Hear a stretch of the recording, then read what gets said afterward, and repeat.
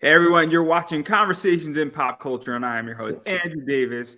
And before we really get into this interview, I do want to remind everyone that you need to support and financially support what you like, whether it's this show, my guests, wrestling in general, or corporate media. I personally do not care, but you need to support it. You need to financially support it because without money, this stuff doesn't get made, or your favorite wrestler doesn't get to a show, or they don't get on that card. So keep that in mind. But enough about that. I don't want to bore everybody and whine and complain. There's plenty enough people who do that in society. Because I have with me professional wrestler Tyree Taylor, who's a big hoss. You're a big hoss. So I just want to state that. I may or may not state it again at some point during this interview. But that's not a problem. So welcome to the show. Welcome to the show. Thank you. But one of my favorite things to do is to introduce myself. I am the heavy hitter, wig splitter, never quitter, big boy from Brooklyn, Tyree Taylor. So we got to put a little sauce on that steak. You know what I mean? Got to put a little seasoning on it to shake it up a little bit. Hey, I mean, I love it, and I love every match that you've been in the last year. I think it's been fantastic. I think Wrestling Open has been arguably one of the best things for wrestling probably in the last 5 years. In the last 5 years, I don't want to say collectively because Hogan versus Andre is hard to beat. But before we get into all that, I know you've been wrestling for about 7 years, and I think how you got actually 12. This March will be 12. Oh snap! I would love to say 7, but then I'll be lying to people. 12. This March will be 12 years. Yeah, but even going further into that, I mean, how did you get started? Because obviously you've been around. You're not a kid. You're, I think, more in a veteran status. And it's one of those things where it's just weird because I think COVID has been beneficial because it gave a spotlight to a lot of people who I felt were getting buried. And I know you from, I guess, the COVID era of wrestling, but I am curious how you got started into wrestling before we dive into the last 3 years, I feel. So I was a younger lad. I was actually playing baseball in high school. I was scouted down in Brooklyn, New York. I was first baseman, hitting them 400 feet. Had a scout on me and stuff like that. And then the conversation of college and stuff like that came up. And to be honest, I was more of a tradesman than anything. So like the prospect of college didn't really appeal to me. But having a scout there to possibly be some sort of big baseball player was open. Then all of a sudden he wasn't there, and I thought he might have died. Like to be quite honest. But after high school, after realizing that that dream wasn't feasible, day after my 19th birthday, I went to Johnny Rod's in Brooklyn, New York, and that day paid my money and took my first bump, and the rest was history. And almost 12 years later, and I'm here. Yeah, let's even talk a little bit about that because people who know wrestling know Johnny Rod's. Very much a New York, legendary trainer in that way. If you're out in California, chance of you being in Johnny Rod's at school slim to none. Nice. But if you're in New York, you're in the Bronx, you're Yonkers, maybe even Westchester, And so what was that like? Because that was 12 years ago. And obviously things have changed in wrestling, but things have also stayed the same. Yeah. Johnny was one of the he was my introduction to professional wrestling, which is a tough deal, so to speak. It's a tough one, because he could be the sweetest man on the planet. Then he can really get on you for certain things, and I just so happen to be the punching bag for a lot of things. So like I love Johnny to death, but he prioritized basics. Every time he got in the ring, every time he had his list up, every time he had an idea of what he wanted us to do, it was always basics driven. And I believe everything after that being basics driven catapulted me to do all sorts of other things. So having the fundamentals of professional wrestling was very important to what I'm doing right now. So I do love Johnny Rods for that so much. Yeah, that's actually a really interesting point because I'm in a different, situation where Hmm. I'm teaching a comic book investing class, Okay. and I don't get into anything complicated with my first class that I'm teaching, where I'm teaching the basics, Yeah. because it's great to teach level 2 and level 3, I feel. Hmm. But if you don't understand level 1 or you don't understand the basics, there becomes safety issues. If you don't know how to bounce off the ropes correctly, you could get hurt. And I think that's Absolutely. something that, maybe people who watch wrestling don't understand, maybe even some wrestlers don't understand, Hmm. that you're in the ring with somebody else and you have their life in your hands. Yes, And absolutely. it Absolutely. sounds weird when you say it that way, but it is life and death, and people do die in the rings, Yeah. and it's no joke. I mean, and so this is one of the things that the WWE let ban Edge because they Hmm. were scared that he was going to die in the ring. Yeah. The whole thing with Paige is the same thing, and then there Yeah. was an incident with Rey Mysterio down in Mexico where somebody died in the ring.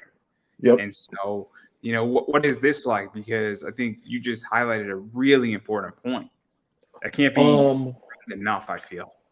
Um, when it comes to the sport that we do, it's very physically daunting. I say this a lot. I will never be 100% again. If you look at any ring, you think it's a trampoline or something like that. This is steel and steel welded on, and probably about an inch of padding, and wood. That's it. Ta-da! That's the mat that we go on, and falling on purpose every day and going through what we do, something significant, and it only takes one time for something serious to happen.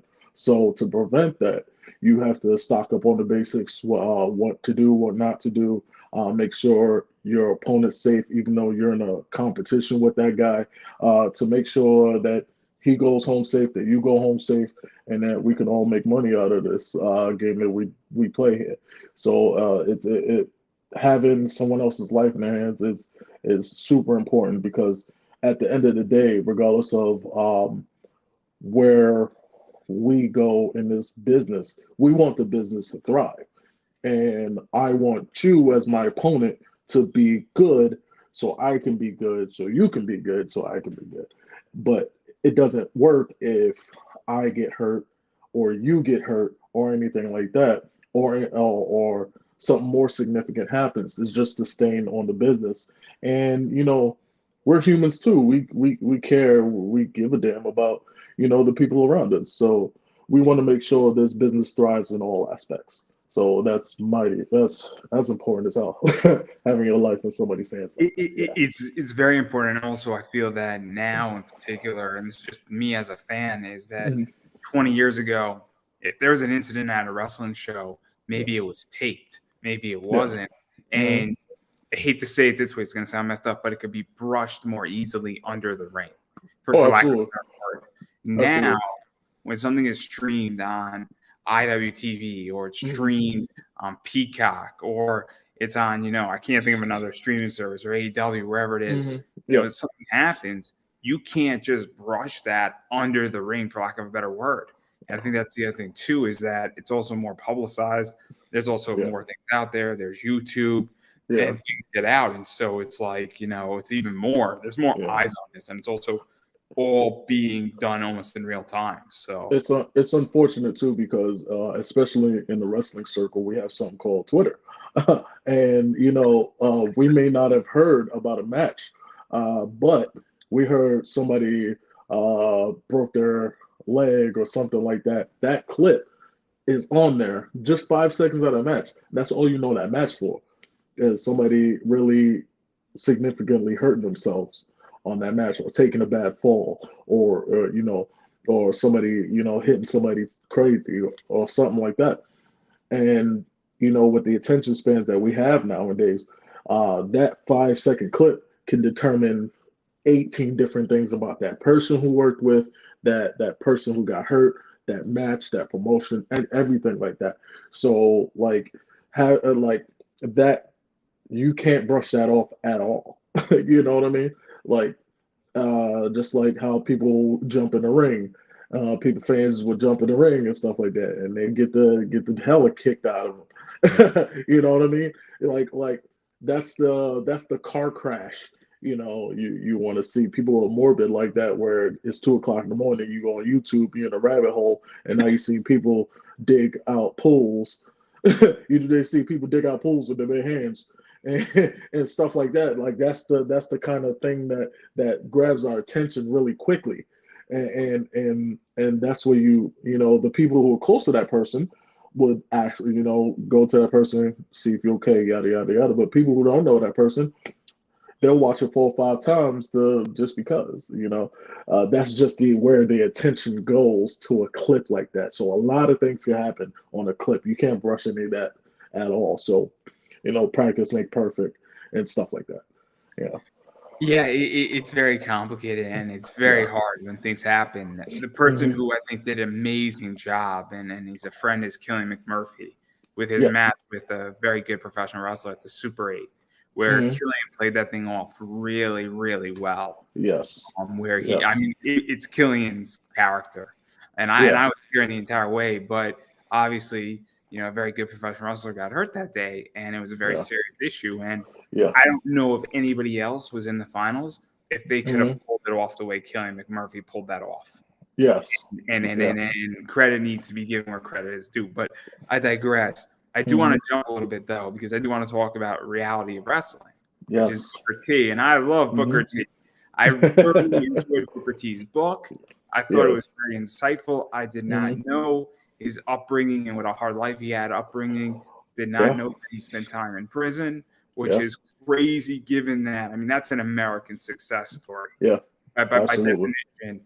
And the fact that he's still with WWE, it's great. The fact that Yes. it's on like the pre-show, it's fantastic. The Shacky Hmm. Shacky or Quacky Quacky, Chucky, Chucky, whatever it Chucky. is, I love it. I Yes. love it. It's great. Hmm. It's absolutely fantastic. Yes. Yes.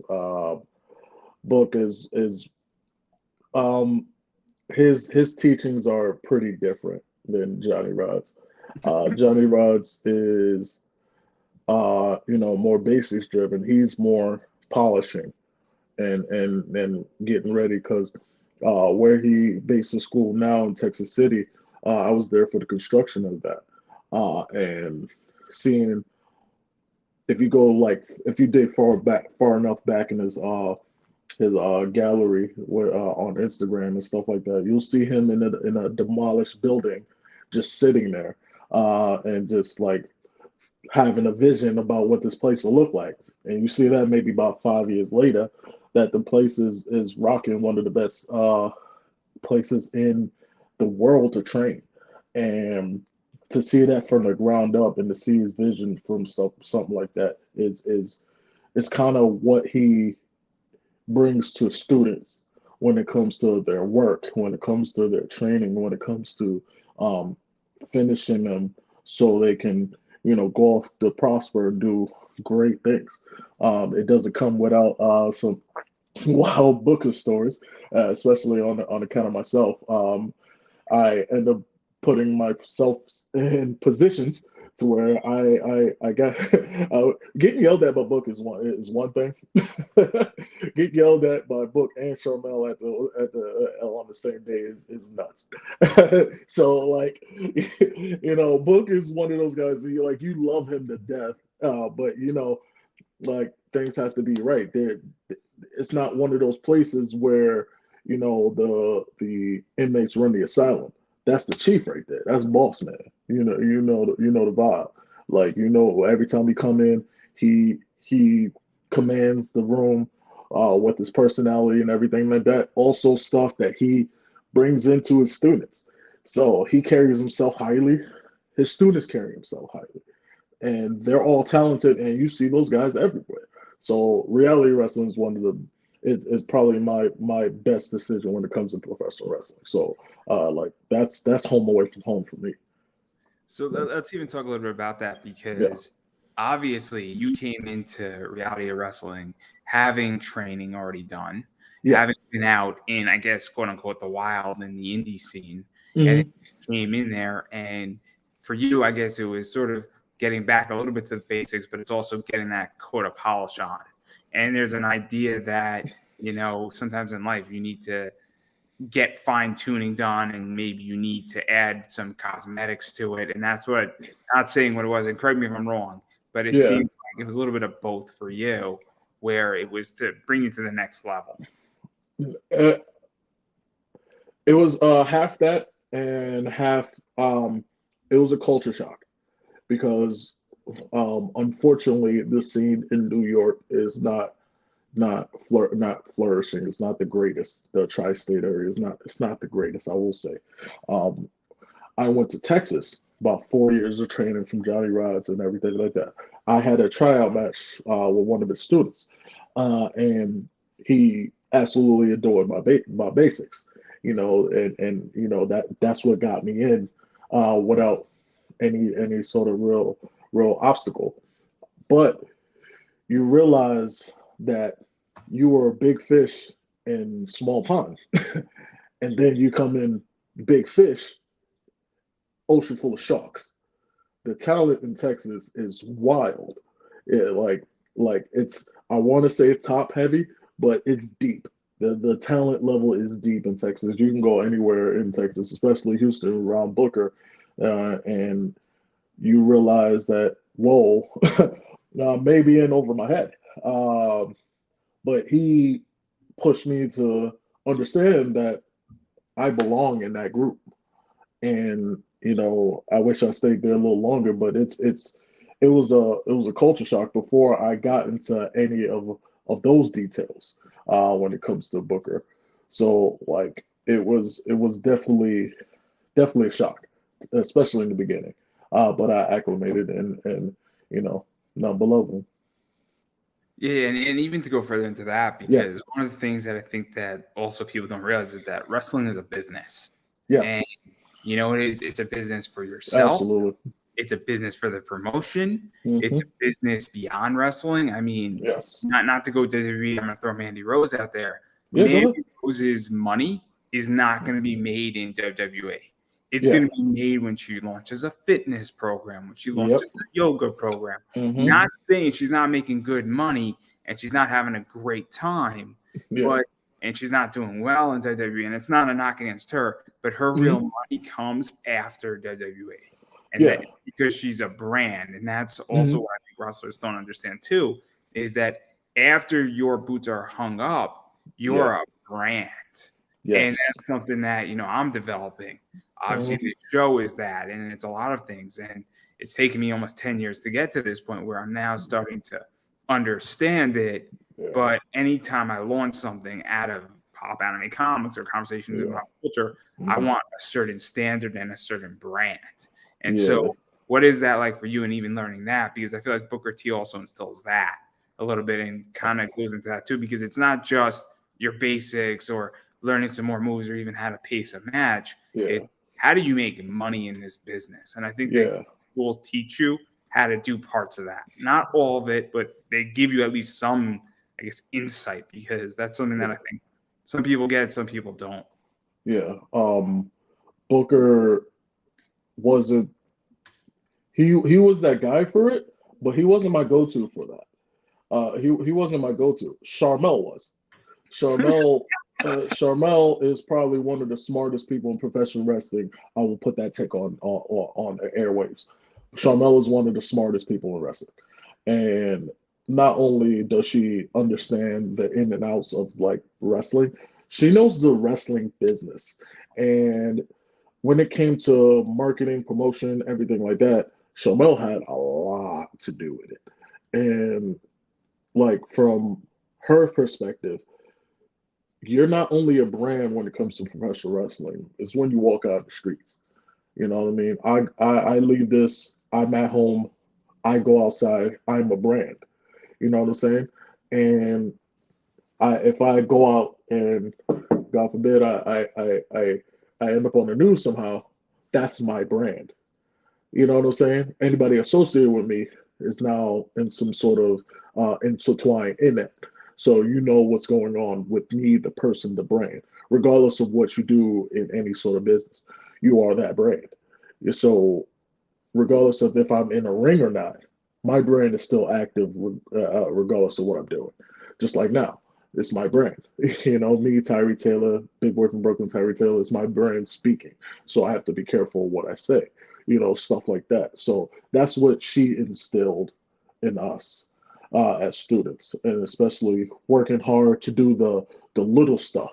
The little things are important when it comes to that. When it comes to like flyering, when it comes to doing little meet and greets and stuff like that for little promotions for stuff, certain things like that. We would go to supermarkets and post up like stations for like some sort of either a drink or something like that. We would go out and do that. Oh, we need a couple guys to do this. We need a couple guys to do that. And she's an actress as well, so she would send people roles, and so like she would send people roles and auditions and stuff like that. So like regardless of how this is, you got to be multifaceted. So a lot of the times, if you got that lesson, you had longevity in business. So it like that, like if once you understand the little parts of especially the business, you're not going to be taken advantage of. You're not going to be paid under your worth, and you're not going to be undervalued when it comes to the product that you offer. So Charmel was a big component of that. Yeah, no, I think it's a very important lesson. It's something that's taken me a very long time to figure out. Yeah. And I hate to say it, but I don't think that I was stupid and not figuring it out. Yeah. It just takes wisdom. And I'm 29. I Yeah. probably figured it out about 4 or 5 years ago. And I Okay. really started to figure out and then started to put it into practice. And, I did something in January where people were not happy with, but, I know what my worth is. So, that's the thing. And everybody else can get over that problem. It's a them problem, not a me problem. And some people understood what I was doing, and it's very important.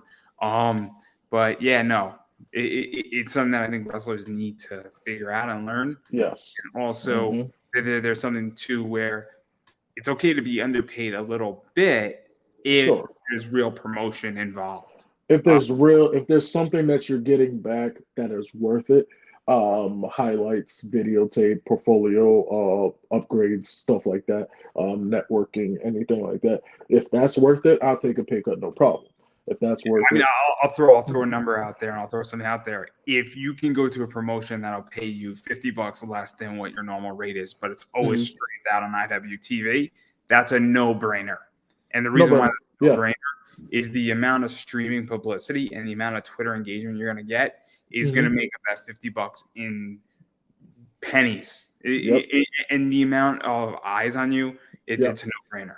But that's again, a lot of back end stuff as well when it comes to like revenues and stuff. You put your link on something like that, you got a highlight clip, you create a little highlight clip for yourself that was on IWTV, which they have amazing camera work and amazing production to make yourself look way better than you probably do. so like that's great business. That's the basic business. That's why I've been a little picky with my bookings.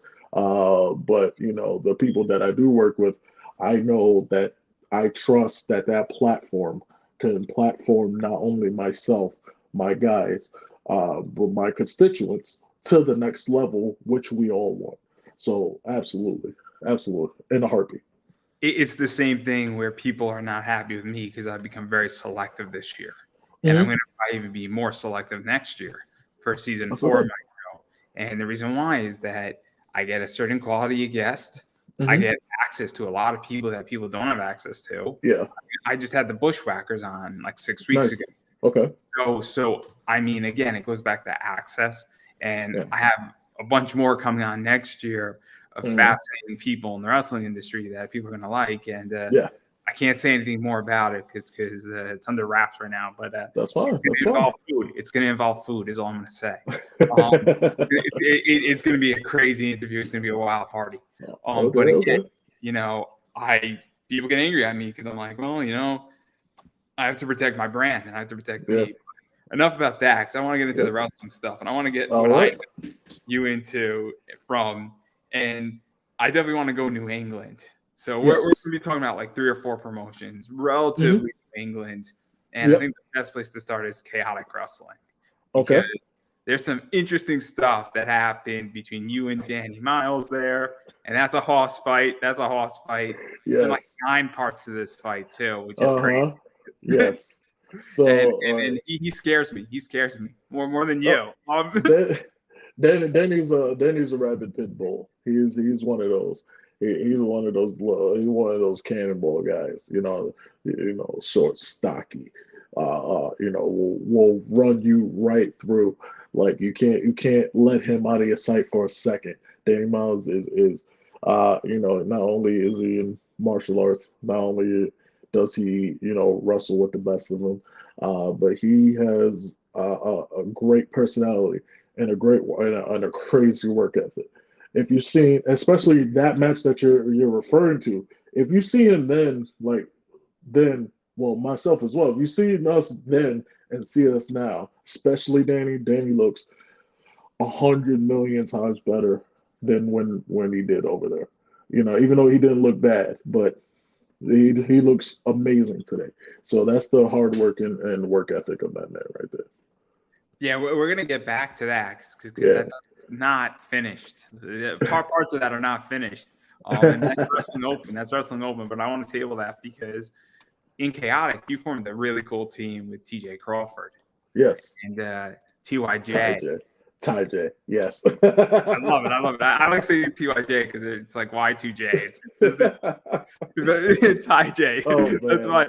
And you had some crazy matches. The MSP matches were insane. Yes. And then the CJ Cruz and Ricky Archer match was good too. And, what were these like? Because anytime you get to face MSP, I mean, they're a New England stable. Mm-hmm. They've been around forever.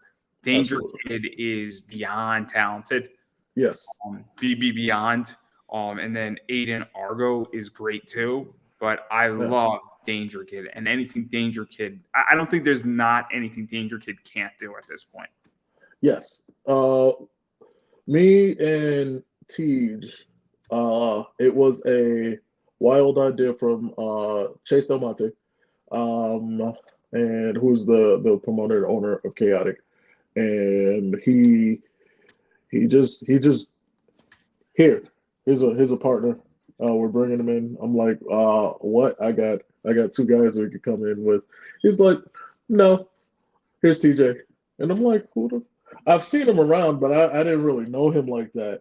And I was just like, whatever. And then we started working, and we have instant chemistry. He's also funny as hell, and he's also super talented. So I'm like, I can make this work. I'm not gonna shy away from the challenge, which turned out not to be a challenge at all because everybody involved was talented. So matches like that, matches like MSP, matches like the kids, and like these guys are talented. All we had to do was make sure we can execute at the highest level as a team, which I feel we have. And our story was really, really good. You know what I'm saying? So all credits to TJ when it comes to that. And especially the pandemic era of Chaotic was something special. it was something special. So that whole platform was amazing. Yeah, and then even going further into the specialness of Chaotic during the pandemic, the Mike Verna matches were crazy too. And so there was one that was, I think, a regular match, and then there was a TLC match. Yep. And that match was crazy. Yes, my tables match, yes. Crazy, probably wouldn't have happened if it was normal wrestling, I feel. And it was perfect.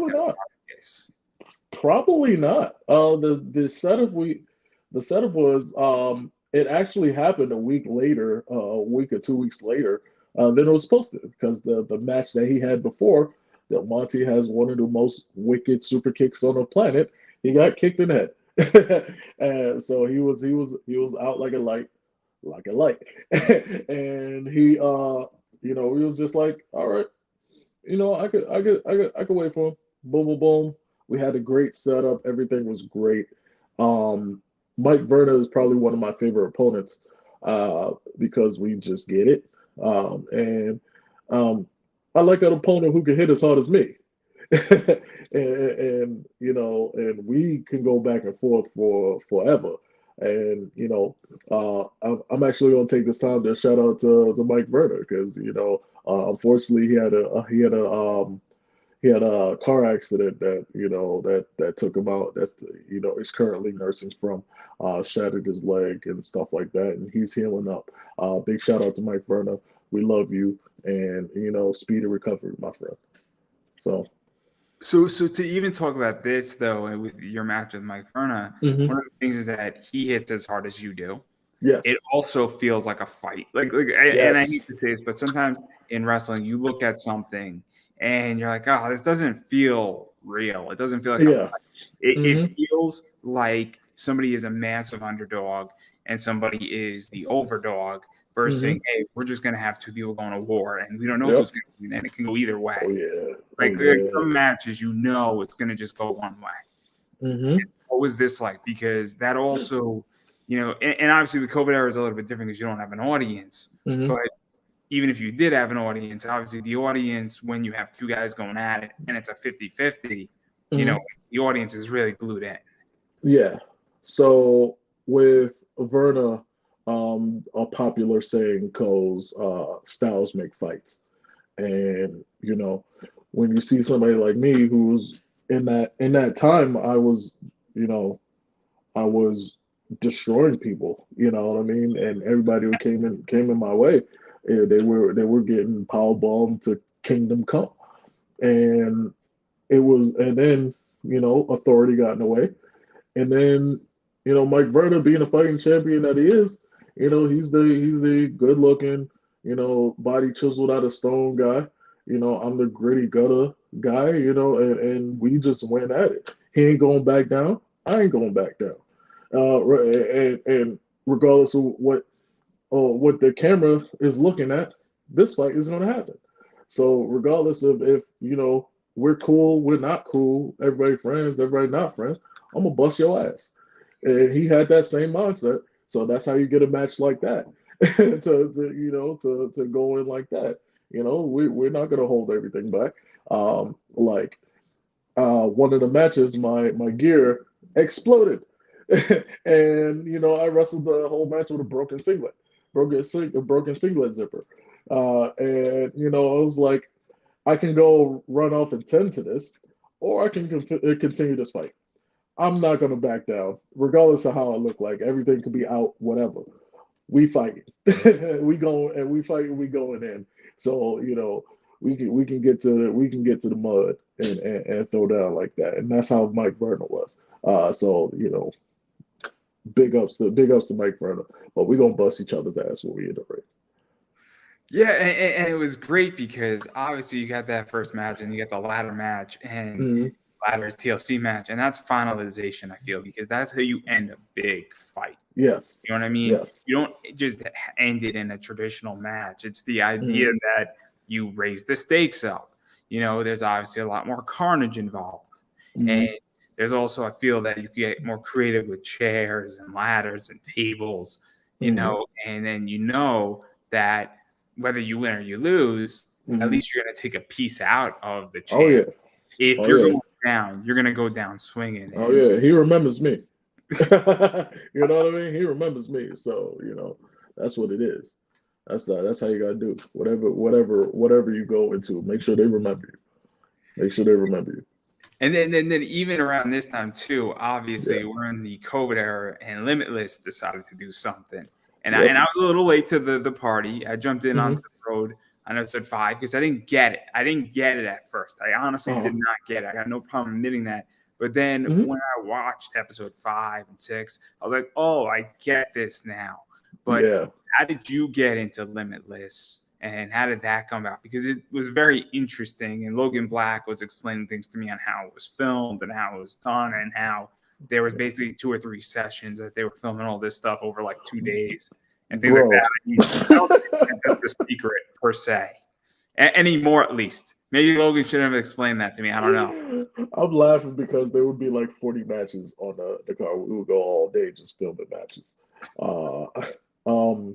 But how I got into Limitless is my good friend AG, Anthony Green. He's trained at NEPWA, New England Pro Wrestling Academy, which is chaotic. And when I was training, this is kind of right before he went to the E, and he was just like, my friend Randy, we like what you do, yada yada yada. We're doing this thing called the Road. I came in season 2. He's like, go up, and show what you got. And I was like, what's going on? How's this gonna work? And Randy hit me up.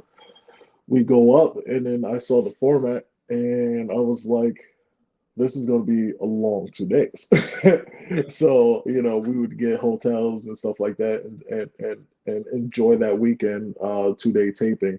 And I filmed maybe 4 or 5 matches, maybe in one of those weekends that will last forever.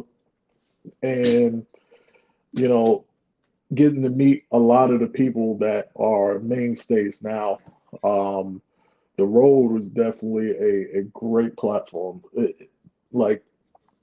for wrestling in the pandemic, for wrestling in a global emergency, a whole bunch of guidelines, whole bunch of what we can and can't do for us as a wrestling community to come together and have a platform to do what we love instead of just sitting home getting out of shape or getting ring rust and stuff like that. We came in and had some quality reps and got to show our personality and stuff like that. The Road also helped as well because there was a lot of people who retired, a lot of people who held on the spots, retired, and left the business. Pandemic did that to a lot of people, and there was spots that were open. And I know I can hold one and put a stranglehold on it. So give me a platform like that. All I need is one, and I'm never letting it go. So the Road was one of those. I don't know if you know who O'Shea Edwards is. Oh, I love O'Shea. O'Shea, I love great. him. Shane Taylor Promotions. I love him. Yeah, he's fantastic. There's a great picture of me and him on my Facebook wall, where this is after he won the Primetime Championship. And he robbed it from Bro Keller, which is really funny. It's the steel cage match. It's a great match. So I wanted to buy a shirt, and he was out doing something, and he had friends from down south up there. And so I have both belts on my shoulder, and then he's like pretending to take like a nap, really tired as the champ. He's great. He's great. He had like a 3-hour interview a while back. It's great. But not the point. What he was saying is that I think it's so true is that COVID was at the starting line, got reset. Yes, absolutely. And so I made a decision during the middle of COVID. They were right at the beginning to start going live. I started pumping out interviews like crazy. Yeah. And a lot of people tried to do it, and a lot of people didn't understand that you had to go all in. There was no, hesitation. Not at all. That's one of the things that I think is super interesting that he said, and I think that's what the Road was in a lot of ways, is that the starting line just got reset, and you're in a new era, and we're starting to now see that the front runners are the people who, when things got really bad, found opportunities. And so what was that like for you? Because you had matches against Danger Kid, you faced Mac Daniels, Big Beef, Dylan Nix, BM, B.A. Tatum. It's another great match. And so what was this like? Because, again, the starting line got reset, and everybody had time to watch wrestling. And so if you said, hey, look, I want to go and do this, I think a bunch of people have come out ahead. Armenian Chaos is a good example of that. Paris Van Dale is a good example of that.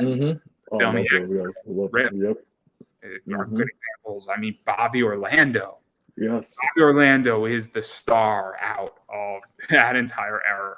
No, Yeah. nothing against you, but No, that I guy agree. is beyond over. He's Hmm. beyond over. Absolutely. If WWE or AEW is not looking at him, those companies are wrong.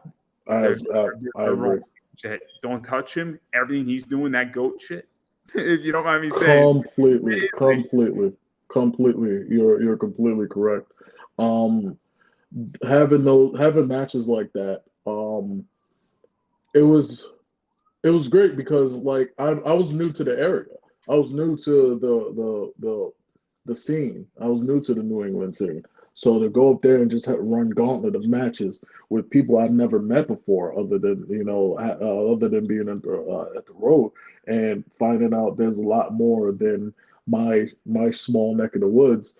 To have matches with such talented people, different personalities, styles make fights, plenty of more styles to go through, seeing what I'm made out of, and seeing where I rank in all of these people's eyes and stuff like that, because they've never seen me before either. So I had to show up and show out. And having those matches with those guys, you know, like sometimes you learn better than on the job than in simulation, if that makes sense. So like having the cameras on, having people you haven't worked with before, having matches with them, and having those quality reps. I've learned a lot from these guys. What I can do, what I can do to other people, what I can do for other people. Like having those matches was a great learning tool for me. Yeah, and also I just think that it was such a unique experience, the road. And Yes. obviously they did season 1, they did season 2, they did season 3. Mm-hmm. I don't know. I honestly think that it's a brilliant concept, even without a global pandemic, Mm-hmm. because it gives a lot of freedom on the editing side, where you're going to put Yeah. matches, how you can Mm-hmm. structure stories, how you can Yep. map out something ahead of time massively, and Mm-hmm. also you have everybody there. If that already Yeah. makes sense, it's kind of like shooting the Lord of the Rings movies. All Yep. of them were done in a row. The same thing with Yep. The Hobbit. It makes sense because you have everybody there, everybody clears up their schedule, and then Yeah. a long weekend is gone. Their 6 matches are out of the way. Yeah. Just on a booking position. If I am ever to run a promotion, it might be run that way because it's a hell of a lot easier, I feel. Yeah. It's I don't envy Randy for that position at all. Just watching the boards, people doing 40, 40 matches, the cameraman filming all of them. Randy took the camera himself and he's filming them. He has to go back and he did the commentary for them. A lot of the staff were there to take care of the wrestlers and stuff and bring them supplies and stuff. This was literally an all day thing. We got there at 9. Some people didn't leave till about 10 o'clock at night. And just filming, making sure we had data in the cards so we can film all this bullshit. You know what I mean? So like from the very little detail to running a 2-hour show to running a whole day of production. That's a whole different genre of television right there that you're trying to film, and you're trying to do this platform and make sure every step of the way is crisp and clean, and you're not giving up quality for the quantity that you're bringing in. So I don't envy those guys at all. So like, if you want to run it that way, go right ahead. I'll do my best. But it's a stressful time. But after those 2 days, clean. After those 2 days, it's clean, and then and the product came out beautifully. And even to talk about that, because obviously there was no fans there. It was all wrestlers. It's all the boys. It's kind of tricky because you're wrestling in front of all these people who are wrestlers. Yeah. And look, when I have a bunch of podcasters that I know are watching the interview and they all interview, they're going to notice things, they're going to see things that somebody who's not an interviewer is not going to notice. And so they're more critical. And so I would imagine wrestlers are more critical. And also they can be more mean, or if you didn't do something correctly, but you didn't do it wrong enough for me to know as a fan, but you messed it up, and they're gonna Woo, point it out, right? So what was man. that like? And then on top of that, to even add to this, obviously, you don't get to see the reaction. And I hate to say this, but there's been so many times in wrestling where somebody's supposed to be the heel, but Hmm. the crowd is with the heel and not the face.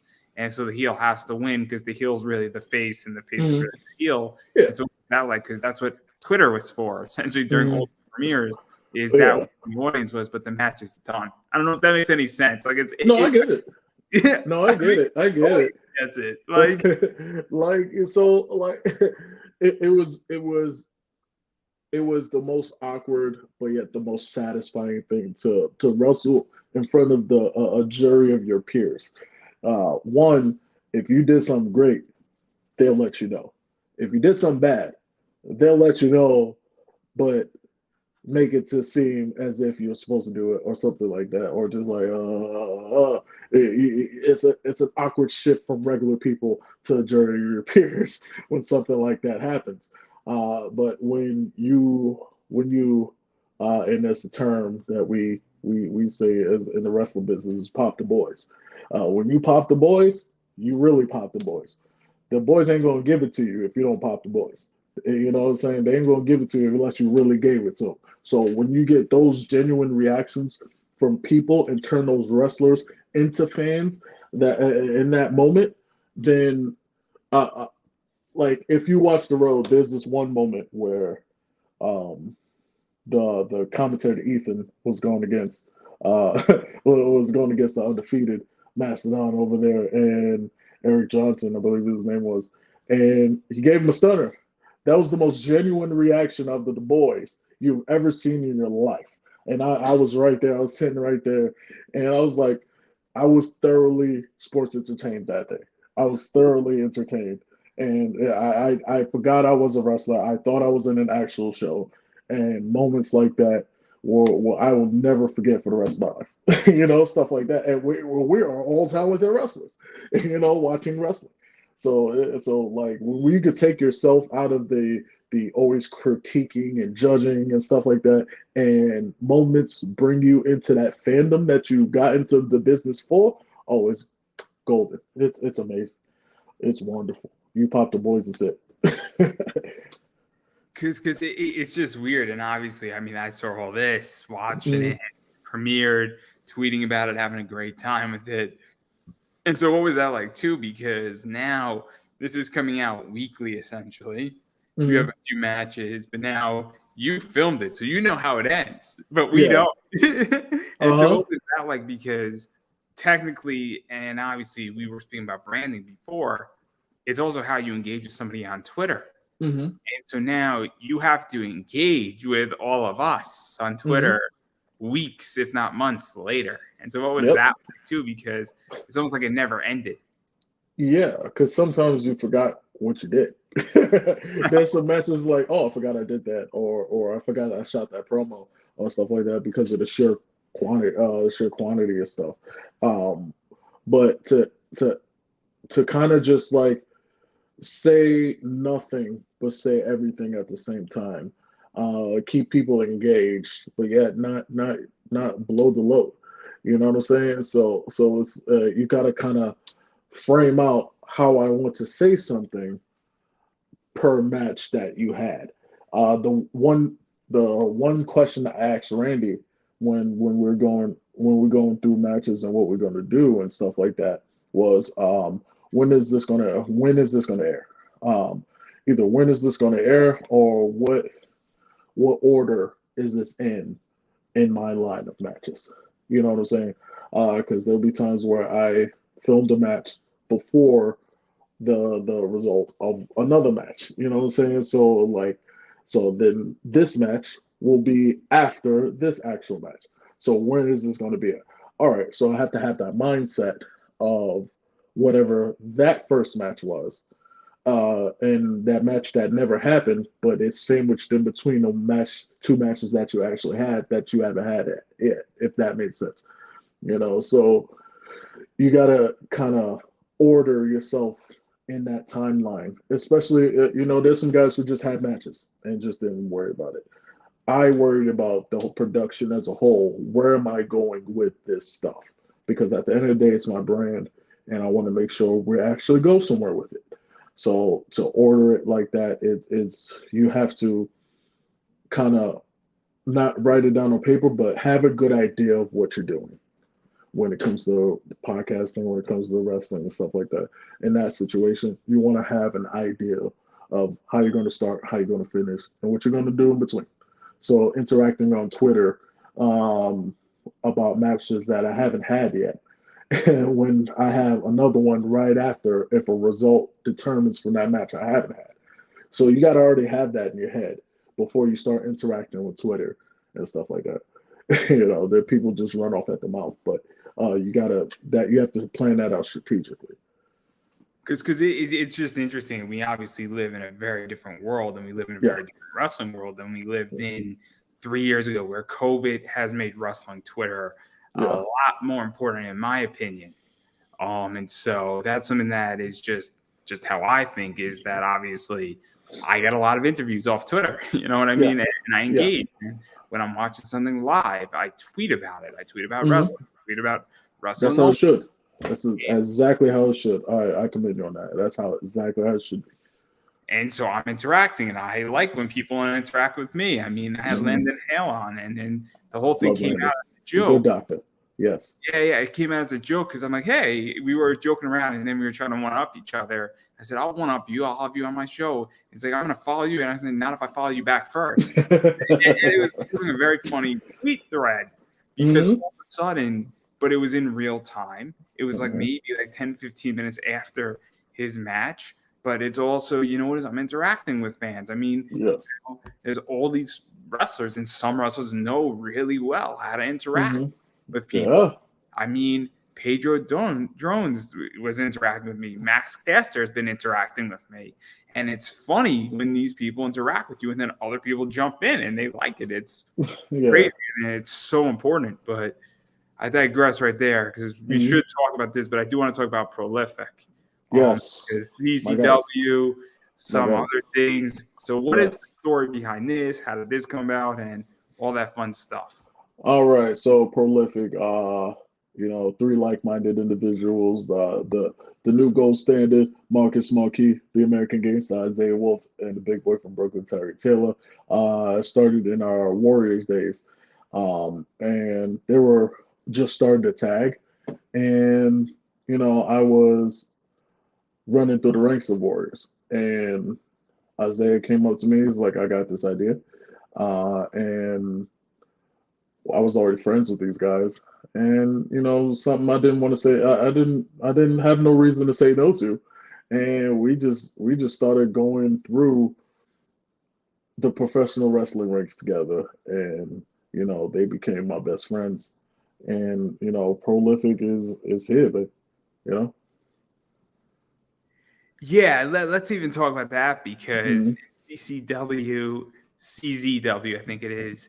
CZW, yes. I mean, there were some serious fights with Grimm that were involved in all this. And then obviously there were some individual fights with Grimm that were involved in all this. There's a pretty insane dog collar match too. Haven't seen one in a while. Honestly, they kind of scare me very much. I am not a fan of the dog collar match, to be quite honest. It just seems I'm not either. It seems like it's so painful, and it seems like so much can go wrong. Like, to me, a strap match is just a better solution. No. No. Me and Grimm, especially CZW, one day said, hey, we're doing this rebrand, and would you like to come up and do a tryout match? And I brought Marcus Marquis, and we had a tryout match with some of their students at the time, and we did absolutely amazing. And they decided to bring all of us in, and we had the rec shop from the beginning, with guys like the Rep, who are mainstays, 3-time tag team champions for CZW, and then you got Grimm. Grimm is one of the most underappreciated people in professional wrestling. I hate his guts. and and he is one of those people who will bite you and fight you tooth and nail, scratch and claw. And when he hits you, he hits you. And if you saw that dog collar match, it took a kendo stick to the back and still have that scar. So like CZW gave us something that we had, but we didn't think we had enough of, and which is grit, and had that toughness, that mental toughness to go through and hang with CZW. Like, God, that's one of the best platforms in professional wrestling, and to be there and dominate, especially a rebrand, and they focused it on us, Prolific.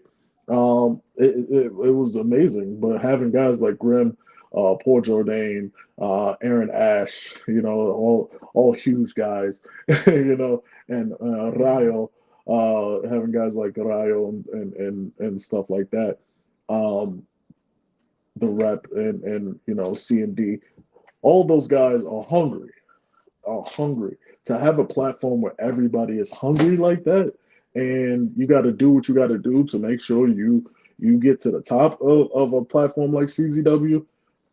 Like you get a match like the dog collar match, where to even I'm go hurting further, kids. but to even go further into that, Yeah.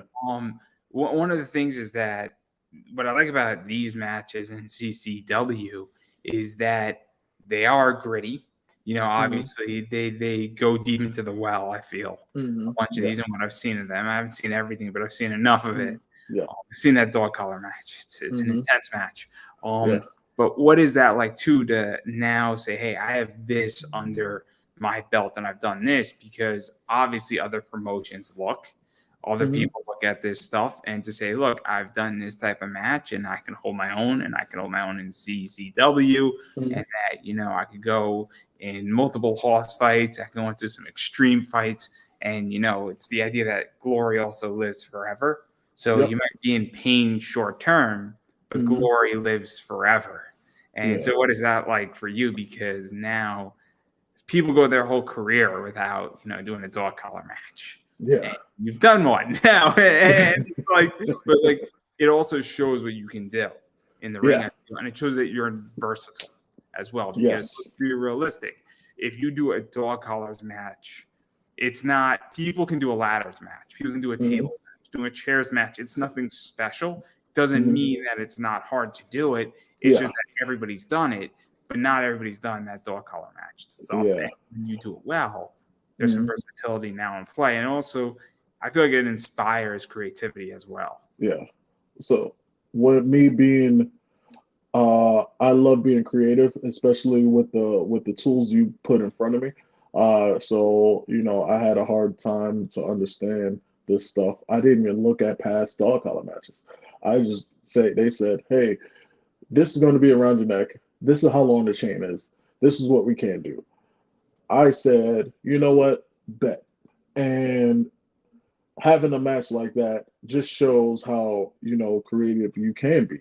And remember the point that we were talking about earlier is, would you do something for half your rate to do something that's going to stand the test of time? With something like that, like those, that's one of the things that I would do for half my rate, because the production is amazing. The story that was going in, it was top notch, I feel, and you can always go back and look at something like that. You look at Tyree Taylor, the brand. You want to look and do some research. Tyree Taylor, the brand, that match is on there. Now you're involved in not only my match but Grimm's match as well. And Grimm's career as well. So like doing something like that and doing it right, it's something that I can hold dear, because every wrestler and everybody, like just like you, if you have a big star to interview, you want that on the resume. You know that you can interview big stars and big time stars, and for it to go well. Same thing for professional wrestlers. What promotion, what kind of match, what kind of style, what can you do in and out of the ring, stuff like that. To have CZW and to have a dog collar match in my bag, in my repertoire, it just shows these other promotions that, hey, I can do it all, but that's it. You said something very interesting, and I'm going to sum it up because it Yeah. pertains to me too. I believe in doing what is right for business. Yes. So I will. I mean, I charge soon enough. My speaking fee on certain topics is going to be exuberantly high. Yeah. And I'm worth every penny of it. But there's certain places that I would speak for free because there's prestige involved. It's also a good branding opportunity. But it goes back to, you said something about, certain interview stars, that I've had on. Again, it's branding, where there's a reason why this season in particular I've become extremely selective. Yeah. And either people know that or people don't feel like they could ask anymore to be on my show. But I like that. I like the fact that 98% of my guests this entire season were my choice, which is crazy. And that's including people who asked. I've had about 9 people who asked to be on my show this season. I'm probably going to end the season around 140 for interview wise, 140 interviews. And I love it. I don't like to be asked because I want to pick the best that I can get. And I've done well with that. I mean, I just had the voice of Jinbei from One Piece on a little while ago, the Bushwhacker song. At this stage, if I want Mickey Knuckles back on, that's not that hard to get. And there's all these top people that I can get on, including you. And so that's something. I'm having Billy Starks coming on November 8th, for the 3rd time. The 2nd time this year and the 3rd time overall. So, yeah, I think that's what people don't understand is that, again, this is branding and it's a good business decision. And I think that's the whole thing. And even wrestling for free sometimes might make a good decision because if you get in front of the right people and it's a top show and you're in the main event and GCW doesn't want to pay you, but you're in the main event facing a guy like Effie, that is a no-brainer to take no money for that fight because you will make your money on the back end with just in viewership, and the branding on it would be so worth every amount of money you gave up. Absolutely, because Effie is marketable and the brand is marketable as well. So why wouldn't you want to do something like that? And then once you prove that your worth is very high, then you tell them what the pockets look like because you can elevate that show as well. So everything's about leverage, leverage and negotiation. That's big business right there. I used to do life insurance, so sales and all, and I was very cutthroat and business minded. So being in something like that helped me understand little things like that, especially when Charmel would say something like that, and understand the weight of negotiation and weight of your value holds to certain platforms in anything you do. Oh man, you're speaking my language right now. See, this is the whole problem. All these people who want to be on my show figure out what I want. Figure out what I want. And if you don't know what I want, I got a little thing that you can do to figure out what I want. Ask me. Ask me what I want. Yeah. I might want money. Hey, I might want merch. Yeah. Hey, I might want you to accept the Instagram reel that I created for you. Yeah. Know what I want. And so if you want to get on my show, it's not that hard. If you don't know what somebody wants, because maybe somebody doesn't want an exuberant amount of money. Maybe they want to guarantee that if you're running 100 shows, they want to be on 25 of them at a decent price. Maybe maybe somebody says, I want to wrestle. Maybe somebody says, look, you got a big event. I mean, I'll throw you some. I don't think you weren't part of American Rana this year, right? I wasn't. I was in Wrestling Open right before American Rana.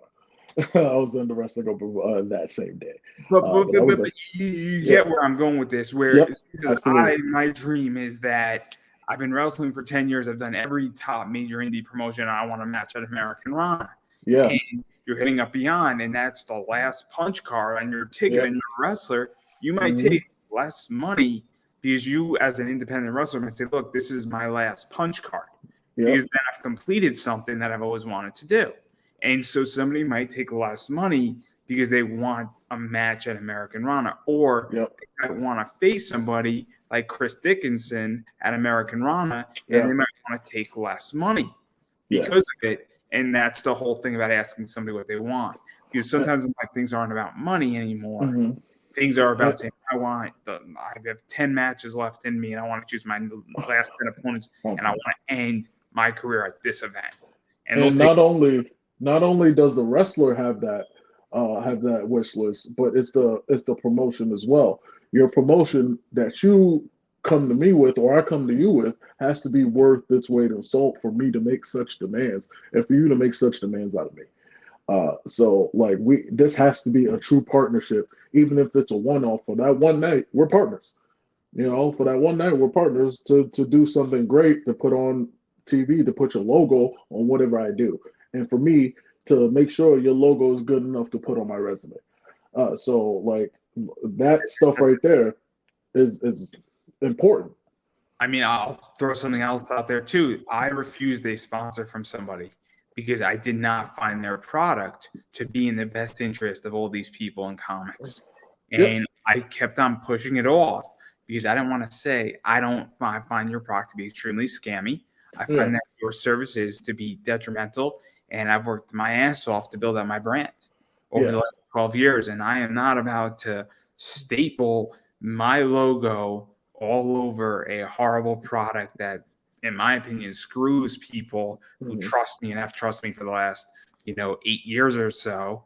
And that's the thing. And that's the other thing too. I mean, I think that, people need to get it. And it's, this is like a whole seminar. This is your next career, not within the ring, but just start giving seminars right before wrestling. I can. Every wrestler needs to hear this. Just say it. Just say it. And like to piggyback off what you're saying though, like if you don't believe in a product, how is anybody else supposed to believe me about your product? You know what I'm saying? Like if you have the eyes like I do, I can see right through you. I can tell that especially if I'm watching a YouTuber or something like that, and they go to something like Manscaped or something like that, and they don't have any body hair, you think I think you use that product? You know what I'm saying? And you, to the fullest extent, you know what I mean? Like you selling me these cell phone games. You're a Pokemon player, and you don't play Dungeons and Dragons, on your phone. You don't do that. I know you don't do that. You know what I'm saying? So, but if I do enjoy that, and I can talk to you about it, like I'm sitting here and then I sitting to you talking to you for an hour about wrestling and business. I enjoy those things. You believe that I enjoy those things. I believe that you enjoy those things. Oh, I love it. And we can engage properly as a product and consumer. So, like, if regardless of your brand, you go in and you believe in your brand, you believe what you're worth, you believe what you do. If you can show it, and people invest in you, and they don't see right through your phoniness, if you are phony, real recognize real, and we can make something happen, and that's how business starts. Yeah, I think it's so true, and it's crazy. And I was in a sponsorship that I believed in as a printing company, and I actually undervalued myself because I got a huge amount of return from my sponsor. I thought that I was going to get them half of what I got them, and they paid me way below market value, and it shifted my viewpoint completely, and realized that oh snap, I'm worth a lot more than I realized. But it was the first time I ever did a sponsorship. It could have gone either way, but apparently people who are my fans really needed that sponsorship. The printing company, they wanted comic printing. The prices were better, and I returned an exuberant amount of sales to my former sponsor. And they're a great company, but obviously things change, and it was time to move on. But I realize what I'm worth, and everybody else doesn't seem to think that. But I know what I brought to that company. I know what I'm worth. So if you can't pay me what I'm worth, I have a day job, so I don't need to take prices. I can choose my deals, and I can operate how I choose. Not to mention I have a side business that has nothing to do with this. So I don't need a sponsor. Sponsors are just fun because if I don't have to use my own money to do this show, that's the goal. Like, look, and this is what business-minded people think about, the little details. I will take a deal that I want to get into, and maybe a bad deal, maybe like for a couple months, whatever the term of that contract is, and gather that information. So when I am up for negotiations or re-upping on something else or going for a new acquisition, I can use that leverage and that understanding of what that old contract was and how bad it was or how good it was to make sure I get the best deal possible. So, I would have kept them at the same price, for every single episode going forward for a while because it wasn't a bad deal. But you have that information though. You have that information now to where you can make it a better job. So when it's time for a re-up, it's time for renegotiations, you can put more in your pocket, or you can broaden your horizons, or you can do whatever you can do in a situation like that. So for my next sponsor, I know exactly what I have to say. There you go. This is what I am. But again, I understand the potential, what I can bring, what I brought to my old, and I also understand how much sales are, what their costs are, so I can leave them enough room on the bone to eat too, so that my costs are low enough, and I can raise my prices by $200-$300, and I'm getting more money in my pocket, but I'm leaving still a huge amount on the bone because they're a business and they need enough room to wiggle. And so if I can make an extra $200, but leave them still half the meat on the bone after all their costs, it's a no-brainer. No-brainer. And if you build it, the people will come and people will spend money on what they find value in. So if they still find your product valuable, they're going to pay for it. So, it's not that they find it valuable. They need the discount because every time they can get 5 to 10% off their comic printing, they're running a Kickstarter. And so every time they can do that, that means they have to raise the less money because their costs go down. And so that's the key. And then that company that didn't have a client now has a client. I have money, which covers everything. And it's a win-win situation for everybody because somebody's getting business, somebody's costs are getting lower, which means they need to raise less money, which means that their likelihood of them getting funded faster occurs, which means that they potentially get more fans or they get rank higher in the algorithm. It's insane and it's awesome. Again, that sounds amazing. It's how I think, and it's just like, it's epic. But this is a whole different conversation for a whole different day. And so much stuff. If you don't go into business to help people, what are you going into business for? See, my whole goal is that the only way I make money in my life is by helping somebody make money or get something they want. That's the only way I get money. And I have a comic book selling business, and I find rare books for people or books. And look, I charge more than what I paid for them, but guess what? They're happy because they're getting what they want. For your services, though. Their services to do so, the convenience of that service that you're bringing them what they need. And you're just a call away or a tweet away or something like that to where they can get that book that they need. They come perfectly. People pay more for my shipping where they'll pay $12, $13, $14. But guess what? My book arrives perfectly. It arrives perfect, and that's what they want. It's immaculate. So people pay for things they want that are immaculate and to their specifications. Or what happens is that it sells out, and I have a copy or I have 3 copies, and they want it because it's limited. And so there you go too. And so that's the whole thing is that they want it, and people are willing to spend money for things they want. But I digress. Absolutely. Let's talk about Wrestling Open because that's we can talk business all day. I love it. No, I mean, my whole goal is that I'm having a crazy year on eBay. I'm having a crazy year. It's my greatest year. I have no idea how I'm doing it. This was not my intention. But I'm loving it, and it's fantastic. And I have a self-sustaining business. And then I have a day job, and I started that 5 weeks ago. So my life is awesome, but not the point here. Not the point. It's not always easy, but it's taken like 10 years to get to this stage in my life.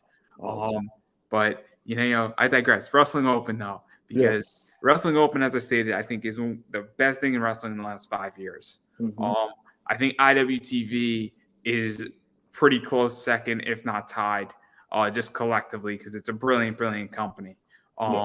But yeah, how'd you get involved in this? Because I've heard a bunch of stories how people get involved. I heard there's a sign-up sheet. I heard there's a lot of stuff going on. I heard that it's the person, not the place. So many jokes here. I would say Alec Price's name, but I am not Sydney Carmella, so I will leave that. I do not have diamond hands either. I just want to make that clear as well. I'm a fan, clearly, of this entire promotion right now. I love it. So how I got in was a little bit different. I just so happened to live 5 minutes from White Eagle. So I did. So you last just showed season. up. You're like, I'm gonna wrestle tonight. No, they found out. No, they found out. I wrestled a guy named Ken Broadway on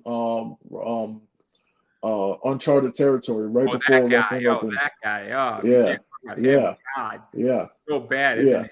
That guy. But I like Ken Broadway. But beating his ass got me a spot. So they had Uncharted Territory, which is like their Beyond Weekly. It was for Beyond, weekly thing. I did a pre-show, and they love what I do, and I appreciate them for bringing me in. And then they were like, "Oh, well, in a couple weeks, we're gonna bring in this thing called Wrestling Open." I was like, "Oh, that sounds like a good idea." It's cheaper on the business. It's a nice local town, look for a platform, cool. And then they were just like, "Hey, are you available?" And I was like, "Yeah, I live 5 minutes from y'all. Go right ahead." I walked in, and there was a lot of those same guys, like from the road, from XWA, Rhode Island, stuff like that. And it was kind of the same concept as the road almost. So we go in, and White Eagle is it's a bar. So there's a bar downstairs, and then Wrestling Open is upstairs in the facility. And I go in, and there's like, "Hey, you got this 5-minute match against a guy named Ray Jazz." And I was like, "Okay, all right, I know him from Jersey, whatever." And then I go, and I got one of the best ovations I've ever got from a crowd. So and then they telling me, "Please come back, please come back." I haven't left since. So the crowd let's talk about some of this, but I want to talk about that Ray Jazz match. Yeah. Ray Jazz is a douchebag, not as a person, as a wrestler. Both. No.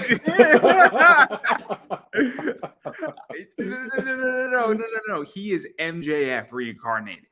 Undeniably, that guy is so fucking damn good, and it's stupid good, and it's just like, all I want to do is, I will happily pay him to be on my show. Like I want to interview him so freaking badly because I know the guy is gold. I know the guy is money.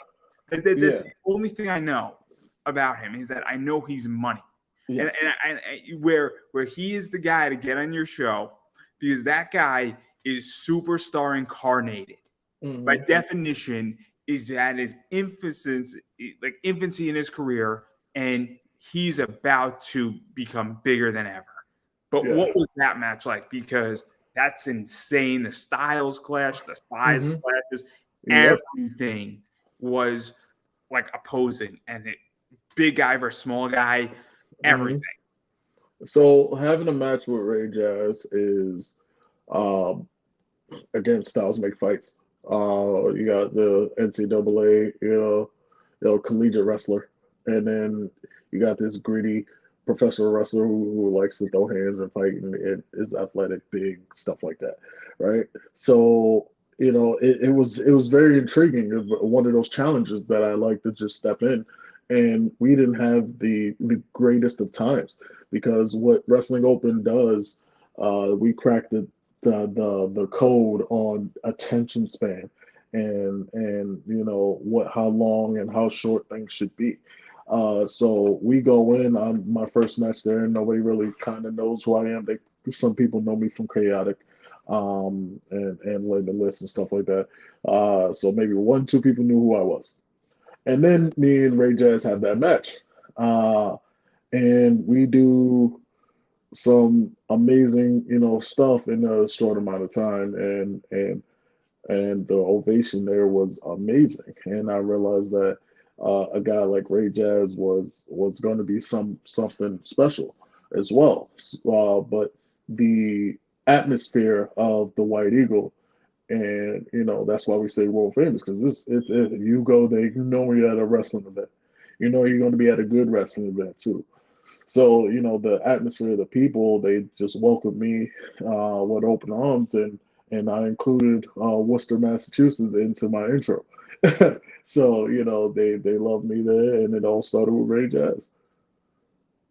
Yeah, and even going further into that, because obviously, it was a short match, and Mm-hmm. it's nice to have, a 10-minute, 15-minute match. I Mm-hmm. mean, nothing against WWE. And Mm-hmm. look, if you have an I Quit match, you need sometimes to have a long match. Mm-hmm. But Absolutely. to a point where, do we really need to have Ronda Rousey versus Liv Morgan for 30 minutes? Like, do we really need, I mean, look, and I love Liv Morgan, don't get me wrong. If the story's good, if the story built up is good, give them that time. If it's not, you got to make it make sense. The way I feel is, and it's nothing against Ronda, it's nothing against Liv, but Mm-hmm. that match should be 12, 15 minutes at the most, even on a Yeah. pay-per-view. And Mm-hmm. even Charlotte Flair versus Becky Lynch should not be more than 20 minutes. Yep. And most WWE matches should not be more than that. A Survivor Series match should be maybe 35 minutes if it's 5 versus 5, so that everybody gets a little bit of time in there. But even still, like, there gets to a point where I'm like, oh man, this match has been going on forever.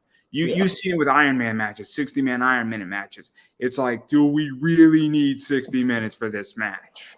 Like, yeah. Because, and sometimes you do, sometimes you don't. And Correct. that's my whole point, is that, so when you have only 10 minutes, I know in 10 minutes this thing is going to be over. And so if the match isn't working, or, nothing against somebody, but like, let's say 2 tag teams are going at it, and I don't know either one of them. Yeah. Sometimes, I'm like cracking open a beer on Thursday night, and use that as my bathroom break. To be very honest, and it's nothing against those wrestlers. It's just like, I don't know either of these teams.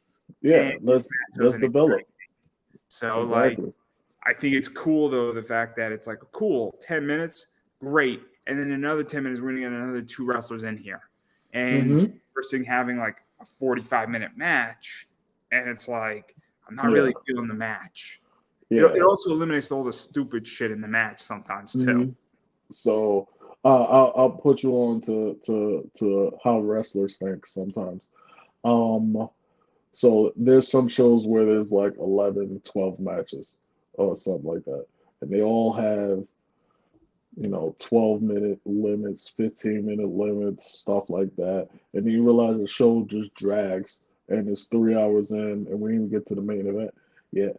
And with Wrestling Open, with those set time limits and the main event getting 20 minutes instead of 10, that main event is going to be good. That you can look up new wrestlers every week because of the open, how open works. And it's not going to overstay its welcome, and we can go and do what we got to do. And for a guy like me who's on almost every Thursday, I can work on something. I could do something this week that I didn't do last week, and the tape is still going to be the same. And you can actually see the growth and development of the people on the roster because of it. You know what I mean? You can't just do all your moves in one match because you got 15 minutes to do so. If you're able to get 15 to 20 minutes on Wrestling Open, that match got to be good. That match got to be good, especially if we're ending the show with that. That match has to be good. So we kind of understood how Wrestling Open works when it comes to times and as compared to other shows. So we can still have 9 to 12 matches, and it starts at 8 with the spotlight being a 7:45 spotlight match, and we ended the doors at 10 o'clock. 10 o'clock, 10:15. You already know the show's almost over. You know what I'm saying? So having that structure helped all of us, especially because it's in Massachusetts. A lot of those guys are New Yorkers in New Jersey, and on a Thursday, people got jobs as well, so it gives them a little bit of time to go back home and stuff like that. We're not ending the show at 12 o'clock on a Saturday because we decided to go 3 hours for shenanigans. So it's very organized place. Yeah, it's also the idea that it is the way I feel is that I know nothing is going to drag on forever, and I know that Mm-hmm. 20 minutes because I was interviewing somebody, and one of the somebody that was a college professor was the former president of DC Comics, Paul Levitz, and really cool professor. Got to interview him a while back as well. And one of the cool things is that the average attention, thing is about 7 seconds in a movie. Yeah. And so I feel like with Wrestling Open, and look, it took me a little while to get it too. Yeah. I took a vacation from wrestling. There was a bunch of stuff that happened with other fans attacking me. It was very unpleasant. So I took some time off from wrestling. But I've come back into it the last few months. And it took me a while to get up to speed saying, okay, we're doing 10 minutes. These matches are quicker paced. And we're really trying to hit, this niche of showing new wrestlers with some veterans, with some New England stables, and then bringing in new talent. And on top of the fact that we're not trying to bore our audience.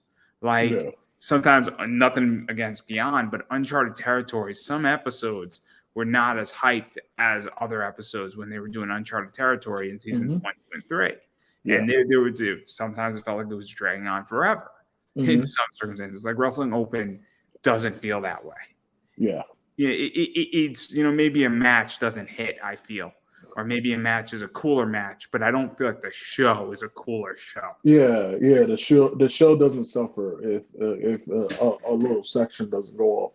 If a match outstays its welcome, it could derail the whole show, especially if they don't have a time limit to say, hey, this match is done regardless of where you're at in it. So yeah, I completely understand that.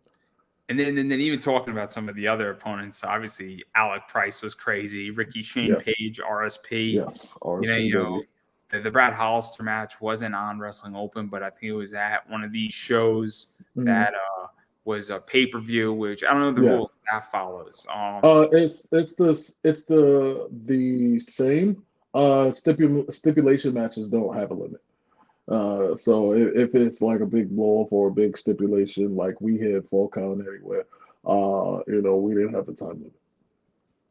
That was fun. And then there was the Open Door War, and my boy Gary J was in that match. And Gary's been on 5 times. 5 times Gary J. Love him so much.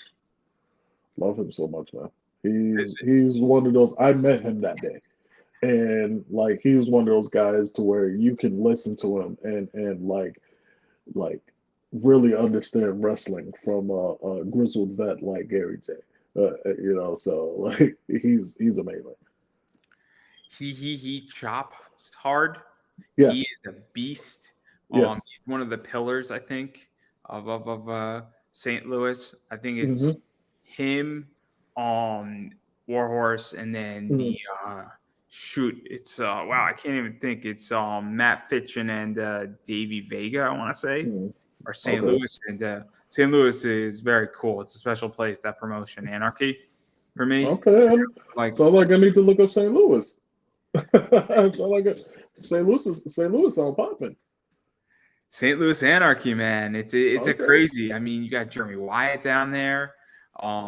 You got the 4 Pillars. Warhorse came out of that. Yep. I mean, it's the Warhorse Nick Gage battles. Oh my gosh, the Warhorse Gary J battles were crazy. There's been like 9 of them with the ring hook in the mouth over the top. Oh my gosh, he did sound crazy. Warhorse, in case people don't know this, Warhorse has like a scar on it, and that's because of that fight where his lip like got destroyed and like it's like all stitched up and like it's intense. Like Harry Jane Wars have gone to war, no pun intended, but like people don't understand how good Warhorse is. Okay, I've seen a lot of the stuff. I know how good he is, and he came on the East Coast for a couple of times, and I've seen some of those matches. He's fairly good, really good. I enjoy his work. Oh, he's great, and then obviously Marcus Mathers is another one. Oh yes, young prodigy right there. Had to show him up a little bit. Just a little bit. Just a little bit, just a little bit. Had to. Funny enough, his trainer is Matt Tremont. His trainer is Matt Tremont, so he has some Tremont's like grit and toughness in him, and we had a show that following week where he was in that same locker room and Matt Tremont was there, and he's just like, thank you for having that match with him. Thank you for slowing this Wiley kid down and beating his ass like he should have. I was like, first of all, I didn't think he watched it, but he, you never know who's watching. That's why the platforms are so amazing. But having a kid like that, he's so young, he's so talented, he's so good. We talk all the time. And he's one of the people that I'm rooting for. I'm so rooting for that kid, and I wish nothing but the best for Marcus Mathers. Yeah, he's gonna be something, and absolutely. I mean, he's good. It's gonna be interesting what happens. What is it this weekend? No, not this weekend. Is it this weekend? Yep, it's a Saturday. Yeah. And then there isn't Halloween Havoc on like at 8:00 NXT. It's gonna be great. What is it? It's Beyond / Wrestling Open. Then it's our H2O show. It's at H2O. We have Wrestling Open. We're doing a doubleheader. Wrestling Open at 3, and then Paradigm at 7-8. Paradigm is going to be in that building. H2O has an amazing facility, and to be working in it is going to be amazing. We have the first half, and Paradigm has the second. It's gonna be a crazy show. I'm probably gonna watch. Definitely, I might watch the Wrestling Open. I don't know if I'm gonna watch the Paradigm because I do want to watch Halloween Havoc and Cora Jade's IWTV. You can always watch it back. It's on IWTV. I'm sorry, Cora Jade, who's Elena Black, straight out of the Indies. Oh my God, I'm still pissed about this. I was supposed to interview Priscilla Kelly. Last year. And she had a family emergency. 3 weeks later, she gets fucking started. So angry. I'm just so angry about it. I have the email and everything, and it's like, this was an opportunity. And but I get it. It's not a big deal. If I have a long interview career ahead of me, a bunch of these people are going to come in and out. If I can get Chris Daniels on my show, I think I'm going to do just fine. But anyway, going back to this because I do want to talk about the Stenson Ranch. Yes. And there's some serious issues here. There's some serious issues. Yes. Obviously, you got some issues with Steve, the head of the family, for lack of a better word. You got some issues with Danny Miles. At least Bobby Orlando picked the right side this time. Yeah, he's the GOAT of all time. Bryce Donovan is coming on to talk about One Piece Red after. So after like November 3rd. So that's gonna be super fun. But one long danger, man. One long danger.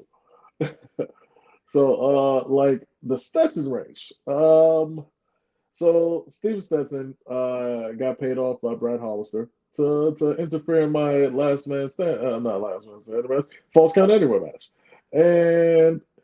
and so I believe this in and out of the ring. If you cheat death, the debt is doubled. So now, not only Brad Hollister has got out of his debt, but now Stetson owes twice as much. So now I always say the Reaper's coming, which means the body has been requested, which means I have to take out Stetson. but he has so many pillars in front of him that I have to knock him down before I get to him.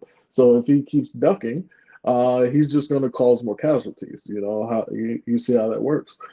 So he just keeps going on casualties, and just so happens that this weekend I have three more requests from the Reaper, in domes and main event. So and those guys have been running through Havoc and stuff like that because Wrestling We're Open going to is talk my about that too in 1 second. Wrestling Wrestling Open is my home, and guys like Steven Stetson and Pedro Jones and those guys like that. You got to clean up the act. We're gonna talk about that, but I do want to talk about that BRG match. Yes, because BRG's got some serious balls on him. He's got yes, some serious balls on him while he rides on a fake horse. He's got some serious balls on him. Clip clop. Yes, yes.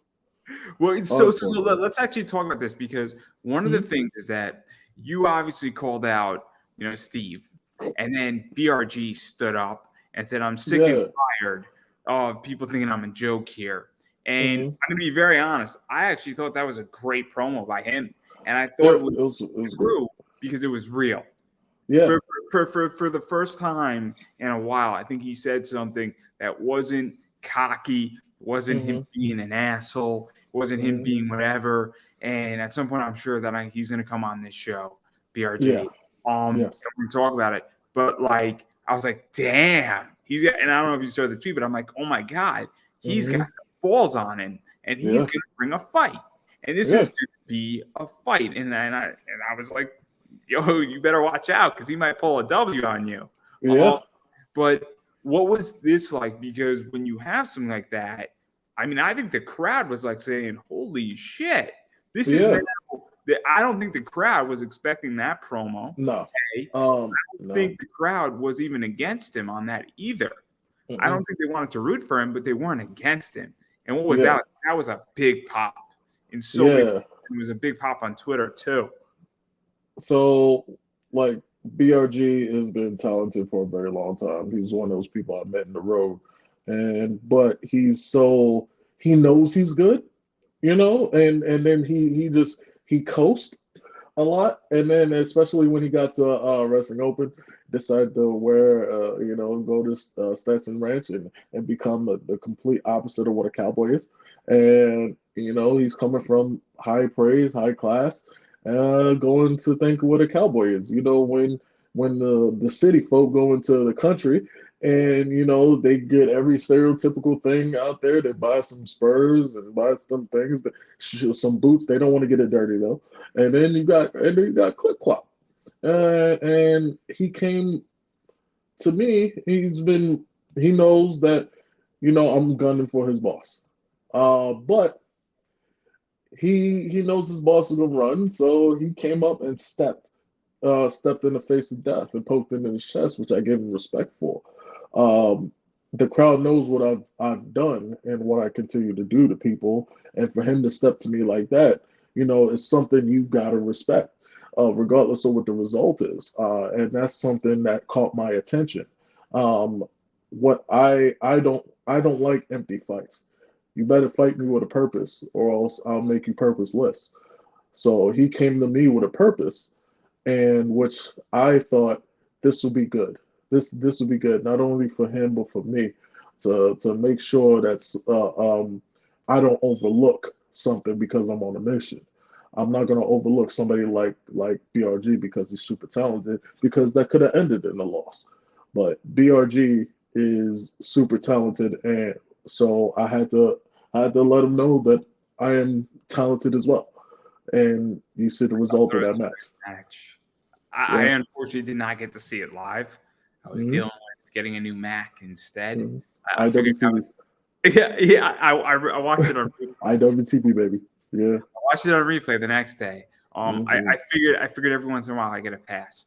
I thought it was a great match. I really did. Yes. I thought it was a great match with you on your side. I thought it was an even better match on his side, to be honest. And I thought that he pulled something out of his ass, and it was pure talent. And again, it felt real. It felt real. And that's the thing, is that I'm like, oh, okay, he really has something to prove, and he's trying to gain respect. And I think that a lot of people got respect for him. I really do. Yeah. It's what he does next is what matters. And what I'm hoping for is I'm hoping he gets sick of his boss. That's what I'm hoping for. And I hope so too. I would like to see that. I would like to see that fight. I would like to see it. I would like to see something at one of these stipulation matches, like a cowboy death match between the two of them. I think it would be fantastic. I think it would be so rewarding. Win, lose. Unfortunately, that won't happen because once I get my hands on Stetson, there will be no Stetson.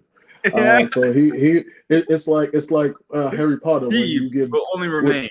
You know what I'm saying? It's like with Harry Potter when you give Dobby some clothes and he's free. You know what I'm saying? That's what I plan on doing when I relieve him of his boss, which in tune relieve him of his clip-clop duties. So unfortunately that won't happen. But hopefully whatever he does next will prosper because he's a extremely talented individual. BRG. Whoa. But what I want and what you want are clearly in a different zone because I really just want to see this cowboy death match. I think it'll be great if he comes out on a real horse. It would be hilarious in so many ways. Ricky Pickard does that, where he rides on a real horse out to the ring in H2O. We can pull it off. We can pull it off. Knowing Drew, the promoter, we can pull it off. I know he can pull off a horse. We wrestled in on beachside. You know what I mean? People wrestled in the ocean. So like Beyond Wrestling Open, we'll definitely pull something like that off. So you can put it on your wish list, and hopefully I'll leave some of Steven Stetson for BRG. I think it'll be hilarious. BRG on a horse. Come on. You now want to see this. You're going to just leave Absolutely. like 2% left to see this. I'm telling you. I'm going to just take over a match for Beyond. Just hoping wrestling. I'll take over this one. I'll book it. There you go. I'll get all there you go. Sponsor it, baby. Sponsor it. Tell Drew what you want. Tell the promoter what you want. And I want BRG on a horse. That's what I want. BRG on a horse. That's it. it'll be fantastic. Tweet it and tag Beyond. Tweet it and tag Beyond. I want BRG on a horse. That's all I want. Horse.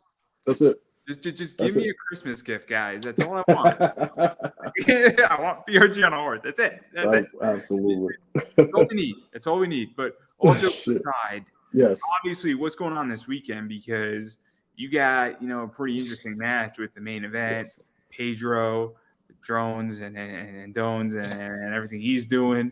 And I gotta say, I'm a fan of heel main event. I really am. I'm a big fan of them. I think it was necessary. I think they were getting stale, and I like them. I like them as bad guys. And I was booing. I was kind of cheering. I kind of like it. I think it was great. I agree. Unfortunately, he's gonna run into a brick wall of Prolific. This will be we're in H2O building. We're in Jersey. My boys. All they have to do is pay the toll to get from New York to Jersey. We in there, and now.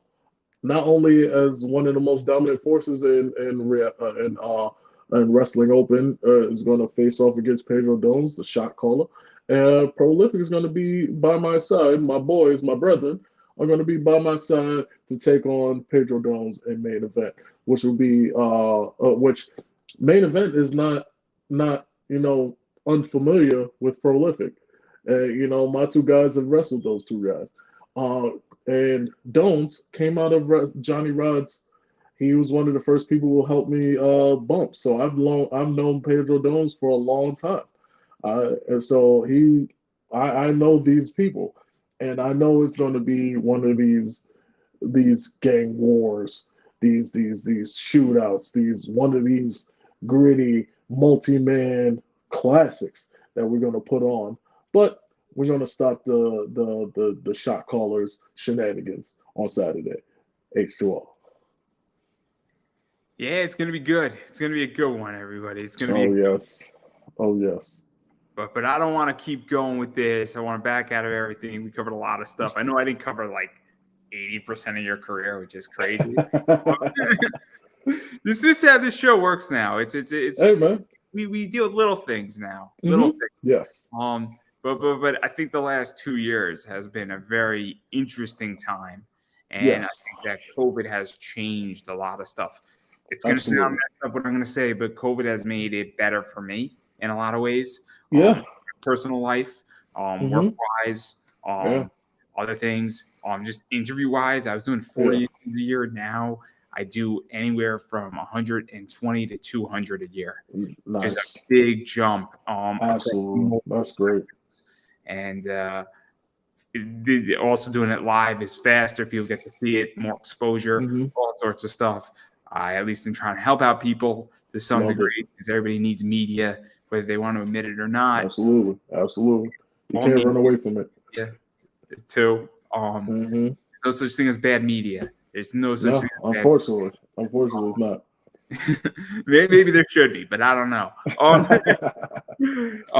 But I am curious how you view Wrestling Open and in particular IWTV, because me and AJ Alexander were talking about this, where the idea is that before, I think wrestlers didn't need to have Twitter, didn't need to be active, and No. before it was pre-taped and maybe came out on DVD, or Mm-hmm. even the idea of GCW, while it's streamed, you have to pay for it. While I think IWTV actually has a better model for wrestlers, Yes. because being seen every week or being seen on a stream or on a premiere, Yeah. that exposure I think is worth way more, even if you Mm-hmm. might make more money at GCW, Yeah. because they have a paywall behind it and it's like $14 per event and they're good wrestling. But I Yeah. think that with IWTV, it's $100 a year that, Mm-hmm. and I'm curious how you feel about that, where clearly I think wrestlers now need to be streamed. And if you're a B card WWE guy or a B card AEW guy and you're not getting much airtime, it almost might make sense for you to go back onto the indies and be on a bunch of these shows where Yep. you're on 3 or 4 streams a week, or even 2 streams a week, or even 1 stream a week. If you're on Yeah. Wrestling Open and then you're on 2 shows that don't get streamed that Yeah. week, wrestling 3 times a week, I Mm-hmm. think that Wrestling Open spot is worth way more because you're being seen. Yeah. And I'm curious how you feel about that, because I think that's something that has changed dramatically. Yeah. Perfect example of that. That last example is Max Caster. He came in for a couple months, and he was still trying to still getting over with the Acclaim and AEW and everything like that. He came into Wrestling Open and really defined his character, his wrestling, and his overall work, and just show people that he can wrestle. He's not just a guy rapping on the mic every Wednesday and Friday. Um, so a platform like IWTV, and I'm gonna shout out all those other ones too: Title Match Wrestling, Fight TV, and stuff like that. But YouTube is still a good go-to for good wrestling. But specifically IWTV, it's a one-stop shop for independent professional wrestling. Whether you're a scout, whether you love wrestling, whether you want to follow someone in particular, you can just type their name in. You got all their matches, all the shows they're on, and all the matches just pop up for them. And it's a great way to have a good catalog as well as a um, good outlet for people to watch your stuff. People still do this, but people go on YouTube. People have a YouTube page and will like edit their match, put it on there for kind of a portfolio. When and then but people have to like kind of get that from you or go on YouTube slash whatever. When somebody may have IWTV, it's like, oh, how's this Tyree Taylor guy? They type my name on the thing. They can pick up any match they want to see. And that right there is how, shows get better, promoters, get better with scouting and stuff like that. Those shows are always top notch because not everybody can get on IWTV. Not everybody can get on IWTV. So, those shows are going to be somewhat good. And once you see that logo, once you see that platform up, you're gonna get some good wrestling. So IWTV is like I will do IWTV shows free. Like it's so valuable, and And at the bottom line, when it comes to your brand and your professional wrestling career, you want your information, you want your matches on there, and you want them to be good. you know. Yeah, I And mean, I think having wrestling, it's the idea that I think wrestlers need to be seen. And, yes. and I hate to use it this way because it's going to take it out of context, but Mm-hmm. wrestlers need to be seen, not necessarily heard. And what Yeah, I mean by that, I agree. I don't need you to tweet out 5,000 things on Twitter. I need to see you on IWTV or Yep. Fight TV or Mm-hmm. Title Network. But I feel like I Yeah. need to see you on IWTV because Yep. whenever you hear IWTV, I know that Some it's rings in your head. Yeah. I know what's on IWTV. Now, I don't know Mm-hmm. everything, and Mm-hmm. I only watch, Wrestling Open right now because my schedule is crazy. Mm-hmm. But I watch 1 or 2 shows every week that's wrestling on Mm-hmm. IWTV, and I'm missing a boatload of stuff. But I know that Wrestling Open is going to be good. Some episodes are great, but I know it's always going to be good. Yeah. I know what I'm getting. It's kind of Yeah. like when I turn on an episode of Dragon Ball Z, I know Mm-hmm. what I'm getting. It's going Yeah. to be Dragon Ball Z. It has a certain Yeah. standard. Whether the Mm-hmm. episode is a filler episode of Goku and Piccolo learning how to drive or they're Yeah. defeating Cell, I know it has a certain standard of animation. Yep. And that's how I Mm-hmm. feel about IWTV. And I think that wrestlers need to be seen, not heard. I don't really care what your Twitter opinion is. I don't Mm-hmm. care if you're tweeting out about your matches. I want to see you on an IWTV show. Yep. And I preach that enough because especially Wrestling Open that we go at it every Thursday forever. That's the slogan. That's a way of life. Every Thursday forever. So like a guy like me who was on first episode 5 and then now it's episode 40, 41 coming up.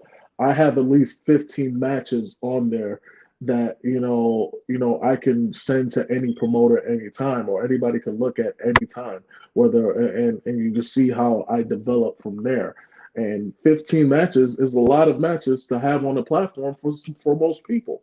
So to have that in just Wrestling Open and have good sample sizes of what someone can do, Wrestling Open's really cracked the code on that, especially having IWTV back us up like they do.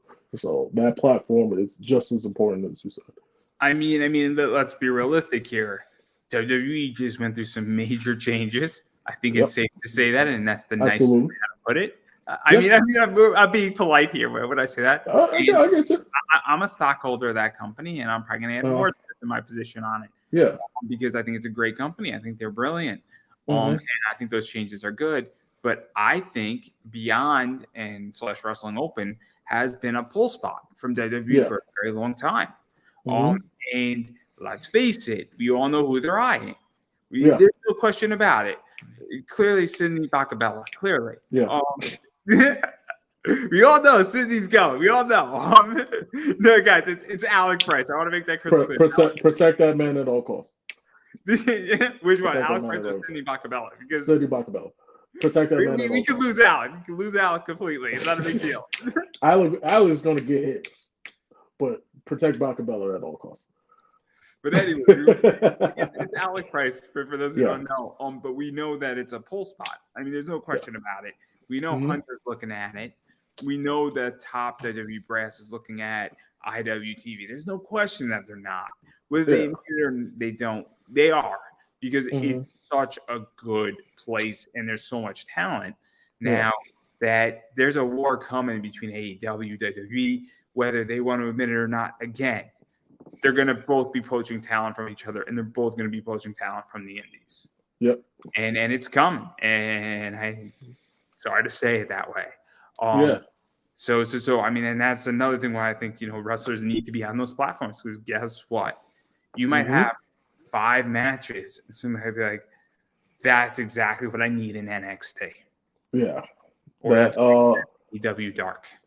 So that right there is also why IWTV is important, because a couple years ago, especially those guys, WWE and AEW, they weren't looking at independent talent. If AEW was looking for independent talent, they already got it. You know what I'm saying? They already got it. And WWE were looking for more people that they can home grow themselves.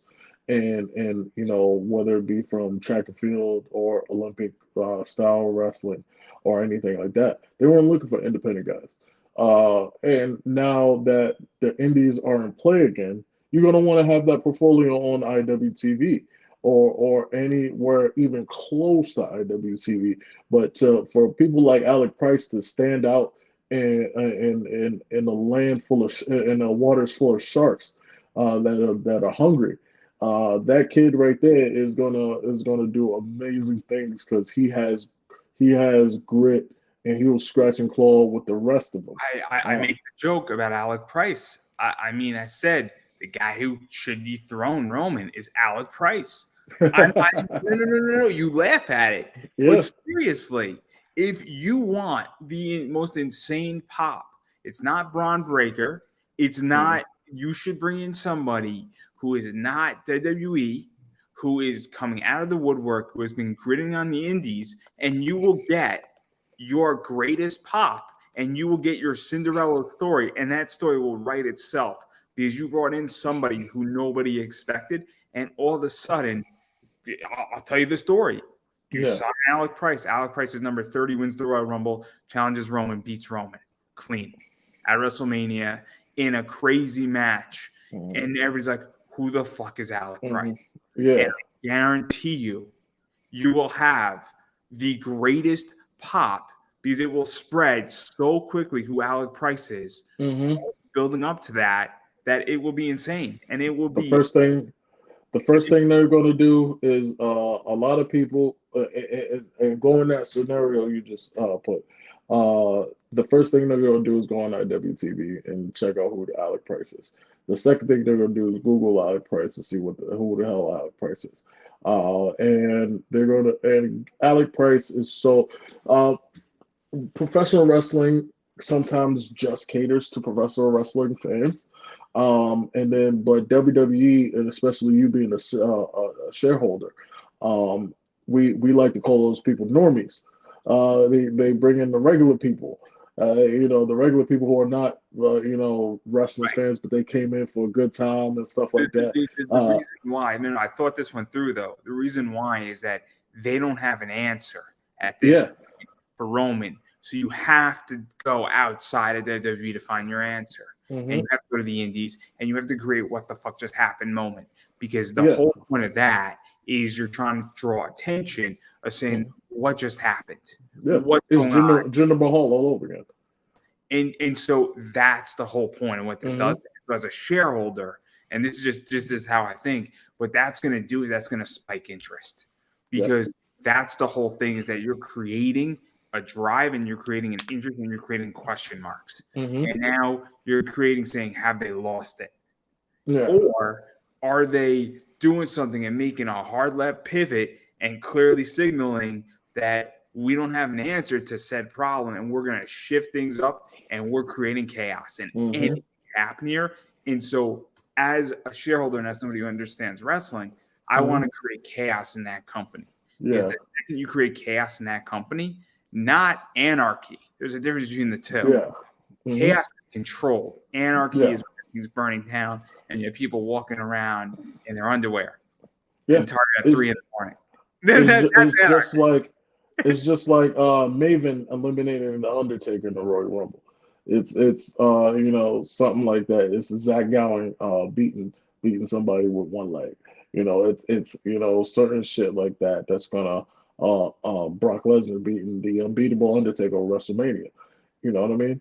So it's one of those moments to where like you can get media coverage, you can get everything like that from a simple kid from Boston, Mass, to dethrone one of the biggest things on the planet right now, and as far out as it sounds, it's the payoff would sound amazing. To be honest, the payoff would sound amazing. I'm just saying, and we all know he's going, and there's no question. I mean, Alec has been on obviously this show, and it was a great interview. I don't think AEW is right for him. I don't. I think the money is not going to be what it is in WWE. I think him going to WWE is the best thing. and I think he'll thrive there. And I just think that, that's just my opinion. I don't think he should be in AEW. I don't think the leadership for Alec Price is in AEW. I think the leadership for Alec is in WWE. I think NXT would give him good guidance. And I think that when he comes up to the main roster, which should be relatively quickly, he will get good guidance too on the main roster. And I don't think that AEW has that talent to handle somebody who is so gifted like Alec Price. The hardest thing for professional wrestlers is going from that indie mindset to the professional TV wrestling mindset. And I thank Booker for that, for teaching me that. Because like it's a different world to have personality through your body language, to have some sort of personality when the camera's looking at you and that dot behind it is red. And like what do you do behind that?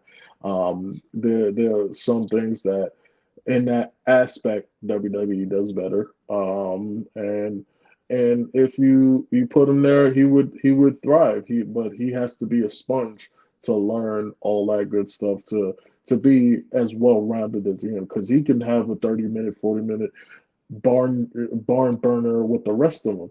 But can he entertain the people while he's not doing that? That's where being a sponge in that environment will do for you. Yeah, no. I think. I mean, I say it every single Thursday. Every single Thursday, I said it during Uncharted Territory. I said it during Limitless. I said, you're all booing him, but you will miss him when he's gone. We will miss him when he gets signed. We will miss him. Yep. Carmelo Hayes was one of them. Carmelo Hayes, was one of them. Yep. Very much so. Christian Casanova, Cass, yep. I mean, he's one of them, and that's another one. Club Cam, Bobby Orlando. That's another one. If Bobby gets signed, Bryce Donovan gets signed. These people, if that's what happens. So that's all I'm gonna say is that at this point, boo Alec Price all you want, but we will miss him when he gets signed, and we will all be unhappy. And that's big shoes to fill in New England. Big shoes to fill in New England once he signs paperwork. I mean, Carmelo Hayes was big shoes to fill too. Absolutely, and Alec Price stepped right in those. Yep, it's crazy. I mean, what was it? AG, and AG was one of those too. Yeah, it was AG. Who else? Josh Briggs. Yep, AG, Josh Briggs. It was those three. Yeah, and then who else? And then what was it? Daniel Garcia. Oh yes, Daniel. Yep, absolutely, Daniel Garcia. He got picked up. We knew he was going to get picked up too. Who got picked up too? Daniel Garcia. I knew he was going to be picked up. Absolutely, he's too good. Did Kevin Blackwood get picked up yet, or no? No, he's I believe he's on the West Coast doing his thing over there. He's over on the West Coast, really killing it, and stuff like that. Robert Martyr is another one of those guys. Did Willow get picked up yet? She should. If not, she should. There should be paperwork in her name that she should be writing some cursive on. Like she's amazing as well. Rex Lawless is one right behind her. There's people prime for those positions. So one of those things are almost inevitable. I make the argument that I would love to see Solo if Solo comes back. Mm-hmm. She should be picked up too, no doubt about it. Really talented, and then a guy like Effie needs to be picked up. But I don't know if Effie wants to be picked up because Effie's making bank and he's doing what to do and he's having a blast. Effie is one of those things, one of those people that are ahead of his time, that won't work currently, but will work in maybe a few years. But what he's doing now is like amazing. You know how those amazing artists are like underground and stuff like that. They're super huge and stuff like that. But you need to write something to really skyrocket in the mainstream. I'm very much well aware. Effie was on my other show Yeah. before he blew up. And I saw it from a mile out. I said, this guy is something else. And whether people get it or they don't, this guy is something else. Effie's ahead of his time. Effie's ahead of his time. He's revolutionary in wrestling. I thought Effie was right in his time. I don't know if Effie's ahead of his time. I think he's right in his time and ahead of his time too. At the same time. Effie as a whole, the whole persona, his whole it's not even a gimmick, it's him. You know, his whole persona, like Effie is ahead of his time. He is a trailblazer. Like Effie is one of those people who are going to like how do I explain this? Effie's going to be one of those people who like started the style but probably won't get the recognition for the style when it's popular. You know, like he'll be one of the he'll be one of the fathers of the style, just like people like SAT, you know, are grandfathers to the style that we have professional wrestling today. And those guys were ahead of the time. People like Amazing Red were like ahead of his time. You know, same idea. Effie's going to be one of those people. All I know is that Effie is making bank right now. I hope so. Power to him. And I'm looking forward to his Blues Clues match. I think that thing is going to be So I don't know if you heard about this. You got to hear about this. This is brilliant. Mm-hmm. So you know how in a ladder match you have to climb up the ladder to get the belt? Mm-hmm. The belt is hidden. So far we're already off to a great start, aren't we? What? But now there are clues throughout the entire arena that you have to find to figure out where the belt is. And then once you get that, you basically have to run and find the belt, but you have to wrestle to get there.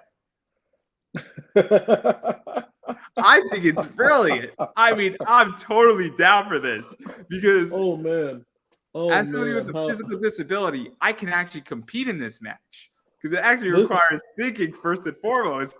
Yes, this would be more of like oh my god, and during the pandemic, oh my god, pre-tapes for those would have been crazy. This is I want to see it with live people. I want to see something like that with people around. I would love to see that. See, this is like the Money in the Bank ladder match. Oh yes, just at the headquarters. At the headquarters, just done so much better. And like you should have just done it this way. They should have just. I mean, that was a brilliant idea. That headquarters is massive, but you got to go to the roof to get there. Like that was a brilliant idea. Like to have Blues Clues match. Oh, that Money in the Bank match though was great. How they went into Vince's office, how they Stephanie was involved in that match. That was great. That was brilliant. That's production at its highest. Production at its highest, man. WWE has so many creative ideas, and I can't wait for this new era. And you know what is? I want to bring cinematic matches back. I don't care if there's a pandemic or not. Just the amount of stuff you can do with it, it'd be great. But this Blues Clues match with live people, it'd be great. I'm now invested. I gotta. What you have to do though is you have to do it on Halloween, right? Mm-hmm. And what you have to do is that you have to have people like dressed like Steve and dressed like Joe in the crowd. Oh, you gotta have blue and magenta. Oh, it's great. I'm 49, so I grew up watching Blues Clues. So like, oh man. So did I. I'm 30, so I'm in that same era. So I'm telling you, if you do it that way, and you have people with their like magic notebook documenting it, it'll be so great. It'll be epic. It'll be such a sweet moment in wrestling, and it'll be so stupidly funny, right? Oh my god, amazing! I love it. I'm sports I'll produce this match. You should. Completely free. Like seriously, like I would create like a GoFundMe for this match. And everybody gets like a production credit. Oh, it'd be great. It would be perfect. It'd be the only match on the card. It'd be the only match on the card. It should. I give it a couple matches, maybe like 4 or 5 matches, and then an intermission, and then the second half is that match. And what you do is that you buy a bunch of magic notebooks. So everybody who buys a ticket gets a magic notebook with like the crayon. Oh, just the amount of people probably get copyright infringement. I don't even care. Probably get a cease and desist because it's so good.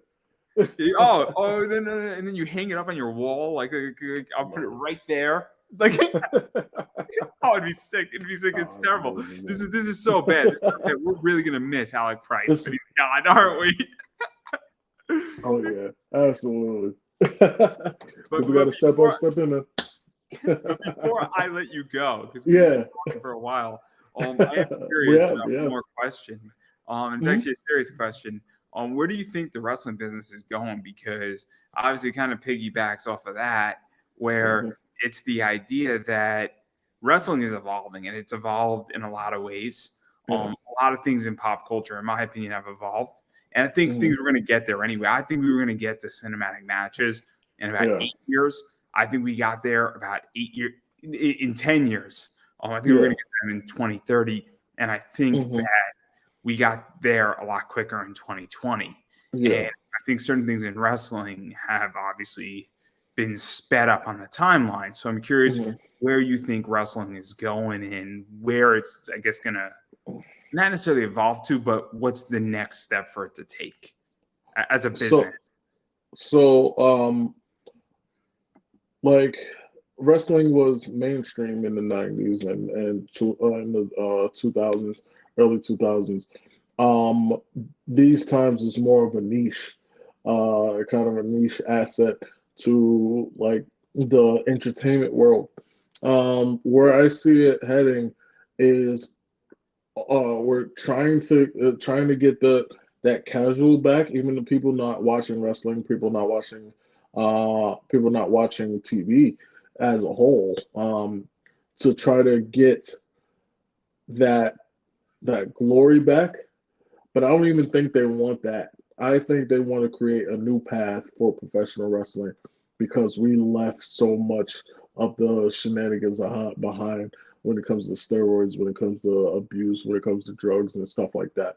We kind of left all that behind. So we got to create a new kind of world for us. When it comes to like timeline, maybe about 10 years, 10, 15 years, I believe it's still going to be one of the biggest things in entertainment. I believe that a lot of the people are going to be bigger stars outside of wrestling, but because they wrestled, they're going to, they're going to be recognized. Everybody's going to be able to eat off wrestling, but the doors that are going to open from professional wrestling, as far as the wrestlers go, is going to benefit everybody. As the wrestling business grows in that aspect, people have to realize that we have to look at wrestling as a whole because we're changing the culture of wrestling. And where do we want to go once that culture is changed? We have more people that are people of color. We have more people from the LGBT community. We have people who may not have that opportunity before. We have people who have been scratching and clawing for years are now finally get those opportunities, whether it be from people retiring or like people getting out from the unfortunate Me Too era, of that. So like once we establish a culture and one set culture for professional wrestling, then we'll have a clearer direction when it comes to professional wrestling. But for the near future, we're growing and plateauing up. So I have faith in professional wrestling. Yeah, I also think that it's cool now to watch all this. And I think like a lot of people who basically in the 90s and when I was growing up, I wasn't a wrestling fan until I got into high school. And I became one. At that point, it was sort of not cool. And it was sort of not, you wouldn't get beat up, but it was frowned upon, much like anime was in comics. Yeah. And now all the people who are into this stuff, are not me. I was in on topic, and a guy who looked like a quarterback was standing next to a kid who was a nerd looking at Funkos. And that was not what my sixth grade looked like. You know what I mean? Yeah, absolutely. And so I think, things have changed where the quarterback is a fan of anime and wrestling, and then the nerd who's everybody's wearing the titles and stuff like that. Is also the same thing, and they're Mm-hmm. getting along. And it's Yeah. like, you're not into this stuff, you're being left Mm-hmm. behind. Yeah. And I think it's super interesting, and it's kind of cool when all this stuff's going on. And I think that WWE has done something very interesting. Logan Paul versus Roman Reigns, I think, is actually a very cool thing. And I think it's evident of that, where clearly Logan Paul has impulsive, and that's a big he has and it normalizes a bunch of this stuff. Yeah, like Bad Bunny, guys like that who have a big following. They say somebody, oh, he's doing professional wrestling or something like that, and then you're not knowing that Bad Bunny delayed his tour so he could train to be a professional wrestler and be good at that, like Stephen Amell, stuff like that. You know that Bad Bunny during WrestleMania weekend sold more merch than any other wrestler on that entire thing, which I can imagine. And guess what? People watched WrestleMania because of Bad Bunny. Exactly. And it was sort of John Morrison's idea. In a lot of ways, and it made sense. But guess what? I mean, I guarantee you, people watched The Miz versus Logan Paul. What was it, SummerSlam? Because it was Logan Paul. And I'm slightly 50-50 on Logan Paul. But again, Sami Zayn, Johnny Knoxville, all that stuff. Holy hell. Viewers. Oh, my God. That was great. Oh, that match was fantastic. Sami Zayn is just everything Sami touches turns to gold. Absolutely. Everything. Wait till him and Kevin throw in the Usos. We all know it's But anyway, I digress. But yeah, no, I definitely think that's where it's going, and it's going to be interesting. Hopefully, everybody's going to be able to eat off of wrestling, and absolutely. I just want a small piece of that. I just want a small piece of that. Doors open, man. Doors open, man. I think a lot of podcasters are going to be very much taken care of too. I think that's coming next. I think there's a big revolution coming for media, and I think a lot of people in independent media. You have things like the Daily Wire, the Young Turks, Sam Cedar, Crowder, Dave Rubin, Joe Rogan, all these people, and I think that they're paving a new path too, and that benefits everything as well in pop culture. Absolutely. And it doesn't matter where you stand politically. What matters is that it's being built on multiple sides that are slowly destroying CNN. Because CNN is not going to make it. I'm just saying. It's not going to make it, and it's evident that media has changed. Media sinks. Yeah, absolutely. It's going to be very interesting, and I'm not happy with CNN about their Chris Benoit coverage. That's a whole nother podcast. I have my opinions, but again, brand. Hey! All I'm going to say about Chris Benoit is the following: is that I thought Dark Side of the Ring did a very good job with it. And I think so too. That's a very good show. Very good show. Some of it was really well done. Some episodes, like the Chris Cordino, I want to say, or is that how Candino? Yeah. Candino. I'm sorry. Name slipped. I thought that episode was fantastic. I thought, there's a few other episodes that I thought were great. New Jack was my favorite. New Jack was great. New Jack. I thought the Plane Ride from Hell was a great episode. Man. How did that happen is my only question, and we're not going to answer that question. We're just going to nod our head.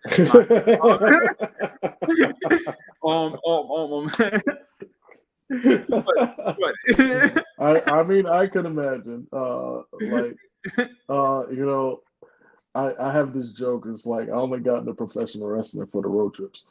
So shenanigans always happens like that. It's how you control yourself as a individual, how you get through those things. But we can imagine how that stuff happens. So. There's certain things with Terry Funk that are really, really funny that are shenanigans. But again, brand is the key. I don't have a brand.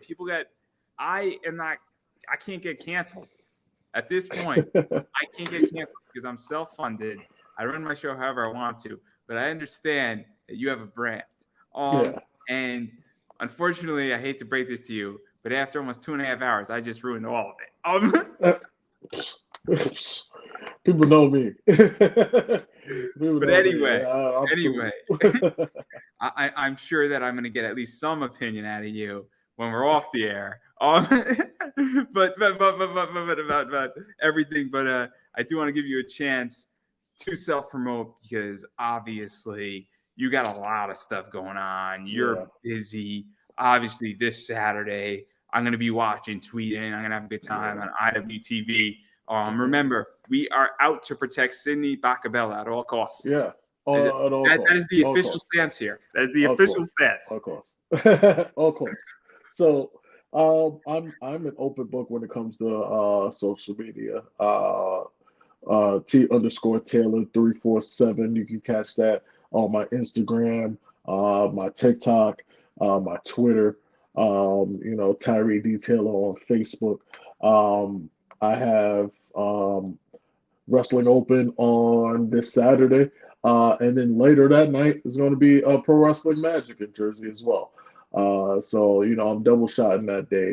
Me and the Prolific Boys, we're going to be doing that as well. Prolific BQE on Instagram as well. DMs are open if you have questions. Merch coming soon. I got my logo coming up, and whatever y'all want to ask, I'm available. Yeah, and I'm just gonna keep saying it. You have to support indie. What that means Always. is you have to buy people's merch. You have to go to shows. You gotta follow them on social media. That's right. You actually have to tweet at them. You got to like what they're saying. Yeah. Whether you agree or disagree. If you're rooting for the bad guys, you can say, "Man, he really cheated in that match." But again, you're engaging. Is my point. And so that's very important. I tweet out at wrestlers all the time during Wrestling Open, and guess what? I appreciate when they actually like the tweet. They retweet. They say, "No shit, Sherlock. I appreciate it." Has sent me that. I thought that was pretty funny, and then I thought it was hilarious. But again, it's engaging, and I thoroughly enjoy when wrestlers engage. And that's free. So people are not pressured. Even though we want you to buy a shirt, we want you to buy our merchandise. Engaging and following our careers and talking about us and telling other people, hey, we're going to be here, coming to the shows and stuff like that. Some of those things don't cost a dime. So invest your time, invest your caring, your giving, and everything like that to people who you want to see succeed. It's easy. So I think today I was scrolling through Twitter on my lunch break, right? All I did is I clicked a button on Twitter that retweeted out a tweet. Now, I don't know exactly what that does and how that necessarily directly and how much that tweet is worth, to tweet it. But I have 780 followers on Twitter. What happens if that one person sees it? It's like, oh, man, now I know I'm going to go watch Wrestling Open this Saturday. Cool. Somebody who didn't know that was coming on now knows. There have been people on this show who have gotten an indie movie deal because some director saw the interview. And I bring this story up because they're spending like $150,000 to make a movie on something. And so, what is some director randomly saw something and was like, that sounds like an awesome thing. And you know what? Again, you don't know who's watching. And you don't know. You never know. You never know. And you don't know what something's going to lead to. I've had people come out to me at Comic-Con like, yo, I saw your podcast. And I'm like, who are you? And I'm like, that's awesome. I don't know who you are. And then we have like a 20-minute conversation. And I've had people, so I'm eating my lunch at a con. I did a panel and they're sitting down with me. I'm like, hey, what's up, man? And he's like, oh, dude, how are you? And I'm like, oh, yeah, you were from that panel. And like, we then had like an hour conversation and it was great. So the point is that you never know who's watching. But going back to what I'm going here with is you have to support people, and social media is free, but you do need to support people financially. And buying a t-shirt, going to a wrestling show, picking up a ticket. If you're in the Massachusetts area or you're in the tri-state area or you want to spend your honeymoon going to a Wrestling Open show, maybe you would like to tell Rich, ahead of time. I'm just saying, or tell somebody or tweet at Beyond, hey, I'm on my honeymoon. I'm at the show tonight. Heads up. you might want to do that because they might all Absolutely. standing ovation. Yep, Rich will do that for you. Yep. But don't ask Sidney Bacabella because he'll charge you for it. Yes, absolutely. Because I said he'll charge you for it. I didn't say Beyond will. No, he will. He will charge you for it. Yep. He'll take it lightly. Anyway. But no, all seriousness though, you do need to support economic because at this point, it's not enough anymore on social media. You do need to take that extra step. As far as I'm concerned about me, obviously, I appreciate everybody who watches this show. I appreciate people who comment. I appreciate people. Any comment is perfectly fine because any comment is better than no comment. Yes, sir. I also appreciate people following me on social media. Obviously, it's Pop Anime Comics is Twitter, Instagram, Facebook. YouTube is Pop Anime Comics. There's a bunch of other pages. If you're into comic books, I have Indie Comic Connect, which is a private Facebook group for comics and other pop culture stuff. And if you're somebody looking for interviews or you are an interviewer, that's the group that I created. It's free to join. The whole point there, though, is that just answer the questions. They're there for a reason. Preferably because I'm looking for guests is the main reason. So when you don't answer the questions, I don't know who you are. Also, I do have my own T-shirt right here on Redbubble. I'm making fun of Gundam, the most interesting man in the world, Fallout, Taco Bell, all the fun stuff. I haven't been issued a cease and desist yet, and if they do, I will. And I will in the settlement. You never know who's watching. Hey! If Taco Bell fight, this is gonna end only one way with me getting free tacos for life. There you go. And a breakfast sandwich maybe for life too. Every morning, breakfast I will taco Bell breakfast and taco. cash in on that. Yeah. But I will make sure that Pete Davidson is there. At least first round. I think it'll be funny. It'll be a really funny moment. That'll be in the settlement, I promise. They're gonna make it work here. Yeah. Anyway. I'm doing stand-up this Friday, everybody. I'm just letting everybody know. In my bathroom alone. That's the best shows. Oh, it's great. It's great. The neighbors are not going to be happy. But anyway, all jokes aside, that is my shirt. If you would like to buy it, feel free to buy it, everybody. You do not have to. It's on Redbubble. 16 different colors. In fact, you could put it on a mini skirt if you do. So you can get it in a mini skirt if somebody wants that too. I am an open offender for a lot of reasons. I also have a comic book class coming out later this month. So you want to invest as a pro in comics and learn the basics. There you could go buy my class. It's going to be about $40 for about 18 to 22 hours of my time. So, you guys can all figure it out. And seriously, if you cannot afford that, we could work something out. And also there's going to be a bunch of promo codes throughout all these episodes that are going to be 25 to 35 to 50% off. So if you can't afford $40, look out for one of those codes. There's not a number on them. It's just that you don't know what episode they're going to be on that front. And then I do have Buy Me a Coffee. So if you would like to financially support me, I have Buy Me a Coffee. Feel free to buy me a coffee. It's like $5, or you could buy me as many coffees as you want. But again, no pressure. But again, that's the whole thing. It just exists. And, again, it's just a way how to support indie, because supporting indie is very important. But again, that's everything I got. I don't want to keep going before I get me and you in trouble, which I've done. This is not a 5-time show. But on that note, I'm going to give you a chance to have the last word. All right. So, one of the things is my favorite thing is to introduce myself. The other thing is to, leave you with something in here, life. That's it. Life. And if you don't know, now you know. And if you knew before, you'll never forget prolific. Well, I think that's a perfect place to wrap up, everybody. And that is